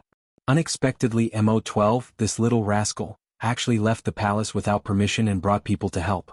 Didn't they just capture this little 12 the day before yesterday? Who knew that this child would actually be so disobedient? Mo Lei cautiously cast a glance at the elderly man and cupped his hands, saying, "Senior Wu." The elderly man casually waved his hand, stopping the old great king from continuing. His eyes carried a trace of coldness as he glanced at him and said, "It seems that the great king wants to feign compliance?" "No, that's not it." Cold sweat broke out on Mo Lei's forehead. He stood up with an uneasy expression. "Bring him here." As the cries reached his ears, a group of beautiful concubines as well as some pale-faced princesses of different ages, were all escorted over. Royal father, save me, royal father." 10th Princess Mo Lei's tear-stained face was covered with tears. Royal father. The mother of the 9th princess and the 10th princess, concubine Shi, was also trembling in fear. She covered her handkerchief and sobbed. Suddenly, he was stopped by a cold reprimand that was neither loud nor soft. "What are you crying for? Shut your mouths." Empress Zhao looked coldly at concubine Shi and her two daughters. Great king, save us." Concubine Shi had just opened her mouth when Empress Zhao raised her hand and slapped her face. "I told you to shut up. Don't you understand?" Shi Pin immediately kept quiet out of fear. Old Wu sneered. He raised his hand and had people drag out a young woman with a beautiful face and luxurious clothes from the group of concubines and princesses. The old great king's heart was about to break when he saw that woman being dragged out. He looked at old Wu with a deathly pale face and repeatedly waved his hand, saying, "Let's talk things over. My lord, please talk things over." It's said that this noble Lady Ying is the great king's most favored concubine. Old Wu chuckled coldly and indifferently waved his hand at one of his subordinates. Chapter 34-39. Noble Lady Ying didn't look sideways. She didn't even make a sound when she was pushed out by the crowd. She only stared coldly at old Wu. Good. Old Wu smiled in praise. "You have backbone. You're a woman with backbone." Although he was smiling, he couldn't hide the cold, murderous intent in his eyes. The great King Mo stood up in a fluster and shouted at old Wu, What do you want? We already promised you that we won't send reinforcements to the Qiao family. Why are you still capturing people? Is the great king joking?" Old Wu snorted, his gaze sweeping over the red-faced great King Mo. "Didn't this old eunuch say just now? Did your 12th prince bring reinforcements again?" 12th? How could 12th do this? Concubine, she cried out sharply. It was this consort's order. Empress Zhao coldly interrupted concubine Shi's cry and looked indifferently at old Wu. "The great king is being threatened by a crafty villain like you because of our lives. But they're afraid of death, but this consort isn't." Empress Zhao stared coldly at old Wu and said with a sneer, "If you want to kill me, then do as you please. The Qiao family is the crown princess's maternal family, which means they are our Mo family's in-laws. Now that our in-laws are in trouble, how can we not help them? Great king, do what you should do. Don't worry about us." "What?" Concubine Shi's face instantly turned incomparably pale. She couldn't help but roar at Empress Zhao, "Queen! You don't want to live, but we, my Mo Shui and Mo Li are still in their prime. Can you bear to let them sacrifice their lives for the Qiao family and die in vain?" "Idiot." Empress Zhao glared at her coldly. "Today we were indifferent to the Qiao family's matter. In order to survive, we disregarded the Qiao family's safety. When my son returns in the future, I'm afraid you won't be able to keep your rotten life." Concubine Shi's face turned pale. Thinking of Prince Mo's methods, she was speechless and kept quiet out of fear. Mo Lei sighed. He was caught in a dilemma. This batch of experts who had invaded the Mo Kingdom capital were all peak great mystic cultivators. Few people in the entire Mo Kingdom capital could contend against them. Furthermore, not only did they threaten him with the concubines and princesses, but they also threatened him with the lives of some innocent commoners. In these 2 days they had killed quite a few people on the streets of the Mo Kingdom capital. The entire city had practically flowed with blood, and corpses were strewn everywhere. It wasn't that he only cared about the lives of his concubines and daughters. This also involved thousands of innocent people. He had no choice but to agree not to send more troops to assist the Qiao family. He also knew that once he made this decision, the enmity between him and the little crown princess would deepen. The old great king heaved a long sigh, and his entire body slumped down on the throne. Great king. Empress Zhao's cold voice sounded indifferently. Just stick to your heart. There's no need to have any misgivings. Do as you wish.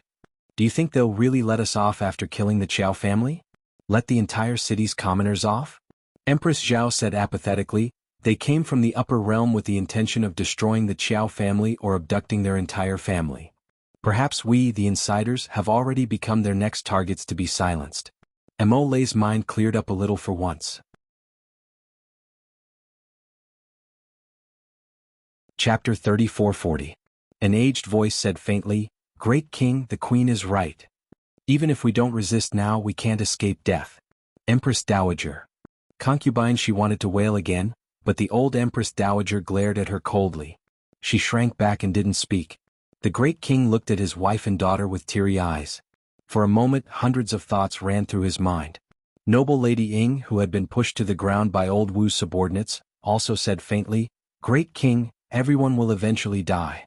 Although this concubine is a woman, this concubine isn't afraid of death. If they want to kill, let them kill. The great king doesn't have to change his mind for this concubine. Aha! Old Wu looked at the people present with gloomy eyes and said coldly, Their bones are quite tough. I just don't know if the great king's daughters are all as tough as noble Lady Ying.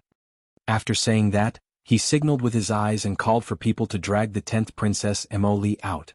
Wow! Emole let out a high-pitched scream, as if she was a sheep that was about to be sent to the slaughterhouse. Her eyes revealed infinite fear. The great king looked at his wives and daughters with a mournful face. The bitterness in his heart was about to overflow. Emole. The 8th princess Mou was about to walk out of the crowd when her mother, Su Shufei, forcefully pressed down on her arm. Su Shufei turned her head and gently shook it at her, indicating that she shouldn't be impulsive first. Emole, my daughter. Concubine, she wailed, but she stood in place and didn't rush over to save her daughter. Old Wu's subordinate, who had dragged Emole out, used the tip of his knife to pry open Emole's outer robe. However, Emole's outer layer of clothing had already been stripped off with a flip of her body. Her eyes were filled with fear as she let out an "ah" cry of alarm. Her long hair fluttered along with that person's knife. She hurriedly reached out to cover the front of her robe. She was frightened like a frightened rabbit and screamed, Royal Father, Royal Father! The great king of Emo slammed his palm on the chair with a bang. Stop it. The great king should immediately give the order to bring the imperial army to the Qiao family's courtyard and help our people break into the Qiao family's residence. Emole gritted his teeth. After a while, he coldly said, In your dreams. He had given the order to let go of the Qiao family's matters, but his heart was already tormented. These people actually wanted to force him to join them and force the Qiao family? How could he do such a thing? Old Wu sneered. With a wave of his hand, Emole's clothes fell off like snowflakes. She was so frightened that she was like a little chick that had been strangled by the neck. She let out mournful cries as she hugged her body tightly with both hands. She squatted down and curled up into a ball, trembling in fear as she kept calling out, Royal Father, save me. The old great king glared at the evildoer in front of him and roared angrily, Stop, stop, stop. The great king still hasn't given the order? Old Wu said with a smile, Your daughter is about to be naked. Looking at this figure, it seems not bad. It's just right to reward my 2 subordinates. Hee. The 2 subordinates who were making a move immediately became lustful when they heard that. They raised their hands and pinched Emole's body. Ah! Emole squatted on the ground with all her might to shrink herself, as if she wanted to shrink into a hole and never pop her head out again. Chapter 3441. That's enough. Empress Zhao scolded. It's useless to force the great king like this. The imperial army won't do anything to the Qiao family. Even if the great king gives the order, it's useless. Not only that, the commander of the imperial army, Hui Feng, has already brought a group of people to the Qiao family. Old Wu's face suddenly darkened, and he stared coldly at Empress Zhao. This old man was very ugly, and when he stared at Empress Zhao, his inverted triangular eyes turned outward, emitting waves of cold light. It seems that the queen really doesn't want to live long. Seeing two subordinates boldly reaching out to grab the queen, the Empress Dowager suddenly flashed and slapped out with her palm. This slap landed on old Wu's subordinate unexpectedly, and he was shaken back a few steps. That person immediately flew into a rage out of humiliation. With a backhand, he forcefully swept his palm across and landed on the Empress Dowager's shoulder. The Empress Dowager was knocked back several steps. With a bang, her back hit the lattice door frame. Empress Dowager. Amoyu cried out. Empress Dowager Meng suddenly coughed up blood, and the great king was frightened and rushed over. Together with Empress Zhao, he quickly reached out to support the Empress Dowager. Mother. The two of them called out in unison, and looked at the Empress Dowager worriedly. It's all right. Empress Dowager Meng waved her hand and looked angrily at old Wu. You don't have to threaten His Majesty anymore. The Queen is right. The commander of the Imperial Army, Hui Feng, will definitely choose to protect the Qiao family in the face of a great enemy. Commander Hui only listens to the Crown Prince. Even if you threaten the Great King, it's useless. Then let the people of the North Battalion come in. Before dawn tomorrow, I want you to break the defense array of the Qiao family's outer courtyard. Ha ha ha ha. Empress Dowager Meng couldn't help but laugh out loud, and then her eyes turned cold. Nonsense. A middle-aged man with a gloomy face walked in. He nodded at old Wu and said, There's no need to talk to them. The Mo Kingdom's royal family doesn't know what's good for them. Just kill a few of them and throw them up on the city wall. Those who resist should learn their lesson. No, don't kill me, don't kill me. Mo Li's clothes were barely covering her body. At this moment, her eyes were already in a mess. When she heard the word kill, she scrambled towards the crowd. However, someone stepped on his back forcefully. One of Elder Wu's subordinates cruelly pulled Mo Li's scalp, forcing her to raise her chin. Let's start with our beautiful little princess, ha. It's a pity that such a beautiful body didn't even have the chance to taste a man before she died. As the man spoke, his eyes suddenly flashed and he suddenly reached out to pick her up. No, let me go, let me go. Let me go. What are you doing? Mo Li's eyes were bloodshot. He picked up an inkstone and threw it at the man's back. You beast, let go of my daughter. Umph. Old man Wu's subordinate sneered. He tilted his head and easily dodged the attack. He carried Mo Li and walked towards the side hall. He laughed arrogantly. Since she's going to die anyway, why not let her enjoy herself before she dies? Isn't that better? Empress Zhao clenched her jade-like hands in her sleeves and shouted angrily, Do it! Peng peng, sounds suddenly came from the doors and windows. Countless figures rushed in through the doors and windows, charging towards Elder Wu and the others.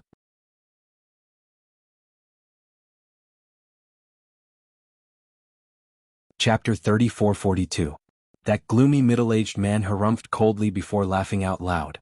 What use is the counterattack of ants?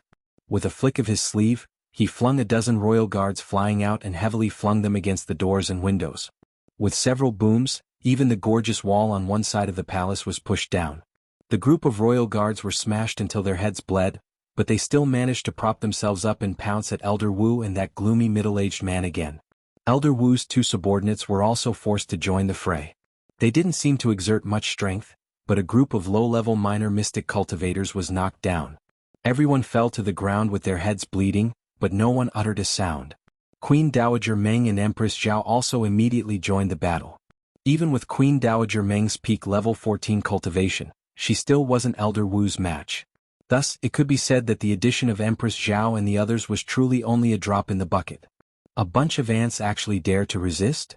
That gloomy middle-aged man sneered. He lifted a royal guard and snapped his neck with one hand before flinging him out heavily. The corpse crashed at the feet of concubine Shi and the others, eliciting terrified sobs and howls. At this time, noble Lady Ying had already crawled up from the ground. She forcefully shoved a delicate royal concubine beside her and coldly said, What's the use of crying? Wipe your tears and watch carefully. You didn't work hard enough, so you're being slaughtered like ants. Royal Father, Royal Mother, this son has come too late to save you. Two uneven shouts came from outside the palace, accompanied by the shouts of the soldiers. Mo Li's complexion paled. Noble Consort Lin, who had originally been maintaining her composure, also couldn't help but cry. Stupid son, what are you doing here? Third Prince Mo Tang and Second Prince Mo Lu simultaneously kicked away some of the rubble in front of the palace gates and quickly walked in with a group of soldiers. Lu Fei, who was on the verge of collapse, nearly fainted. She had the same idea as noble Consort Lin. It was good that her son wasn't in the palace and hadn't been captured. It would be best if her son was quick-witted enough to escape as far as possible. It would be best if he could escape the Mo kingdom capital and never return. From the looks of it, the Mo family would not be able to escape this calamity for the next 2 days. But now, Imperial Mother. Mo Lu hurriedly reached out to support his mother. The fourth Princess Mo Shuang at the side also stopped making a fuss today. She cried out while weeping, "Second brother, what are you doing here? Aren't you sending a sheep to the tiger's den by coming here? It won't help at all." Mo Lu said in a deep voice, "All of you are in this palace, how can third brother and I not come?" In the past, when there were no external enemies, it was fine for his own people to fight and scheme against each other. However, it was different now. Now that his entire family was in the hands of others, if they did not rush over to save them, then they would be too unworthy of being sons. At this moment, Mo Lei was already in tears. He nodded and said, "Good, good. Today we, father and son, wife and children, mother and family, will live and die together once again." Ah! Thump thump. As they spoke, that gloomy middle-aged man, together with Elder Wu and his 2 subordinates, had already taken care of all the imperial guards. The group of soldiers that Mo Lu and Mo Tang had brought were also barely holding on. They retreated step by step in defeat along with the second prince and third prince's group, protecting Mo Kingdom's great king and his royal concubines as they simultaneously retreated into the main hall. Queen Dowager Meng was injured, her complexion somewhat pale. Chapter 34-43. Empress Zhao gasped for breath as she reached out to support her. Grief welled up in her heart and she couldn't help but say, "Mumuhu Chinchir isn't afraid of death, but it's a pity that I won't be able to see my son again before I die." Empress Dowager Meng thought of the delicate couple and couldn't help but tear up. She nodded repeatedly, "It seems that we're going to die here today. You're so young, yet you're not afraid of death. What do I, an old woman, have to fear?" Empress Dowager Meng couldn't help but sigh. At the same time, Mou had already seized an opportunity to drag back the unconscious Mo Li who was rolling on the ground. She looked back and quickly tore apart the pink curtain that had fallen to the side. She forcefully tore off 2 pieces and wrapped Mo Li's naked body. Mo Li, she gently shook her twice. Mo Li suddenly opened her eyes and revealed a frightened expression. She waved her hands and screamed, "No, no, no, don't catch me, don't catch me. Mo Li, it's okay, Mo Li, 8th sister." Mo Li couldn't help but burst into tears when she saw that it was Mou who was holding her. "You've been wronged." Mou bit her lips and tightly hugged her trembling body. "8th sister, are we all going to die here today? Crown Prince Gige won't come to save us, right? Crown Prince Gige is too far away from us." Mou tightly held her hands and said, "Perhaps he hasn't received the news of our death yet. But don't be afraid. Our family is together. Even if we die, there's no need to be afraid." Mo Li curled up in her arms and couldn't help but cry. She was really scared. At this moment she couldn't help but blame the Qiao family in her heart. If it weren't for these people who wanted to catch the Qiao family but couldn't break through the Qiao family's barrier and catch them, how could they cause so much trouble and harm others? Truly a group of evil spirits. In her opinion, the Qiao family should stand up themselves to prevent this disaster from continuing. If the Qiao family still had the slightest bit of conscience, they would not have allowed these evil people to barge into the palace and threaten their royal family while they hid in their turtle shell like nothing had happened. Mou helped Mo Li, who was wrapped in a curtain, to sit down at the side. He didn't know that this 10th sister already hated the entire Qiao family. Concubine, she hurriedly walked over and reached out to support her daughter. However, before her fingers could even touch Mo Li's arm, Mo Li swung her hand away. Concubine, she looked with astonishment at her daughter who had a frosty expression. For a moment she was speechless. Mo Li glared at Concubine she with resentment. Don't think that she didn't see it just now. When she was caught by that lecher and was about to take her away, her mother didn't dare to come out to save her at all. She just blindly hid in the crowd. Her courage was even less than Empress Zhao's. At the most critical moment, Empress Zhao, who had always been strict with this group of concubine daughters, came out to save her. However, her biological mother couldn't help at all. Mo Li just now Mufei was concubine, she's lips trembled and she couldn't speak. What should she say? Should she say that she didn't dare to save her daughter because of the situation? Or should she say that she was afraid and couldn't wait to hide? How could she care about her daughter's life and death? Emily turned and walked behind Empress Dowager Meng and Empress Zhao. You're tuning in to the Dreamy Chapters YouTube channel. We're so grateful for your support, and don't forget to subscribe to join us on this incredible journey through captivating stories. Your generosity through donations truly makes a world of difference, as it's the primary source of revenue that allows me to expand and enhance this channel for you. Thank you from the bottom of my heart for being a part of this adventure.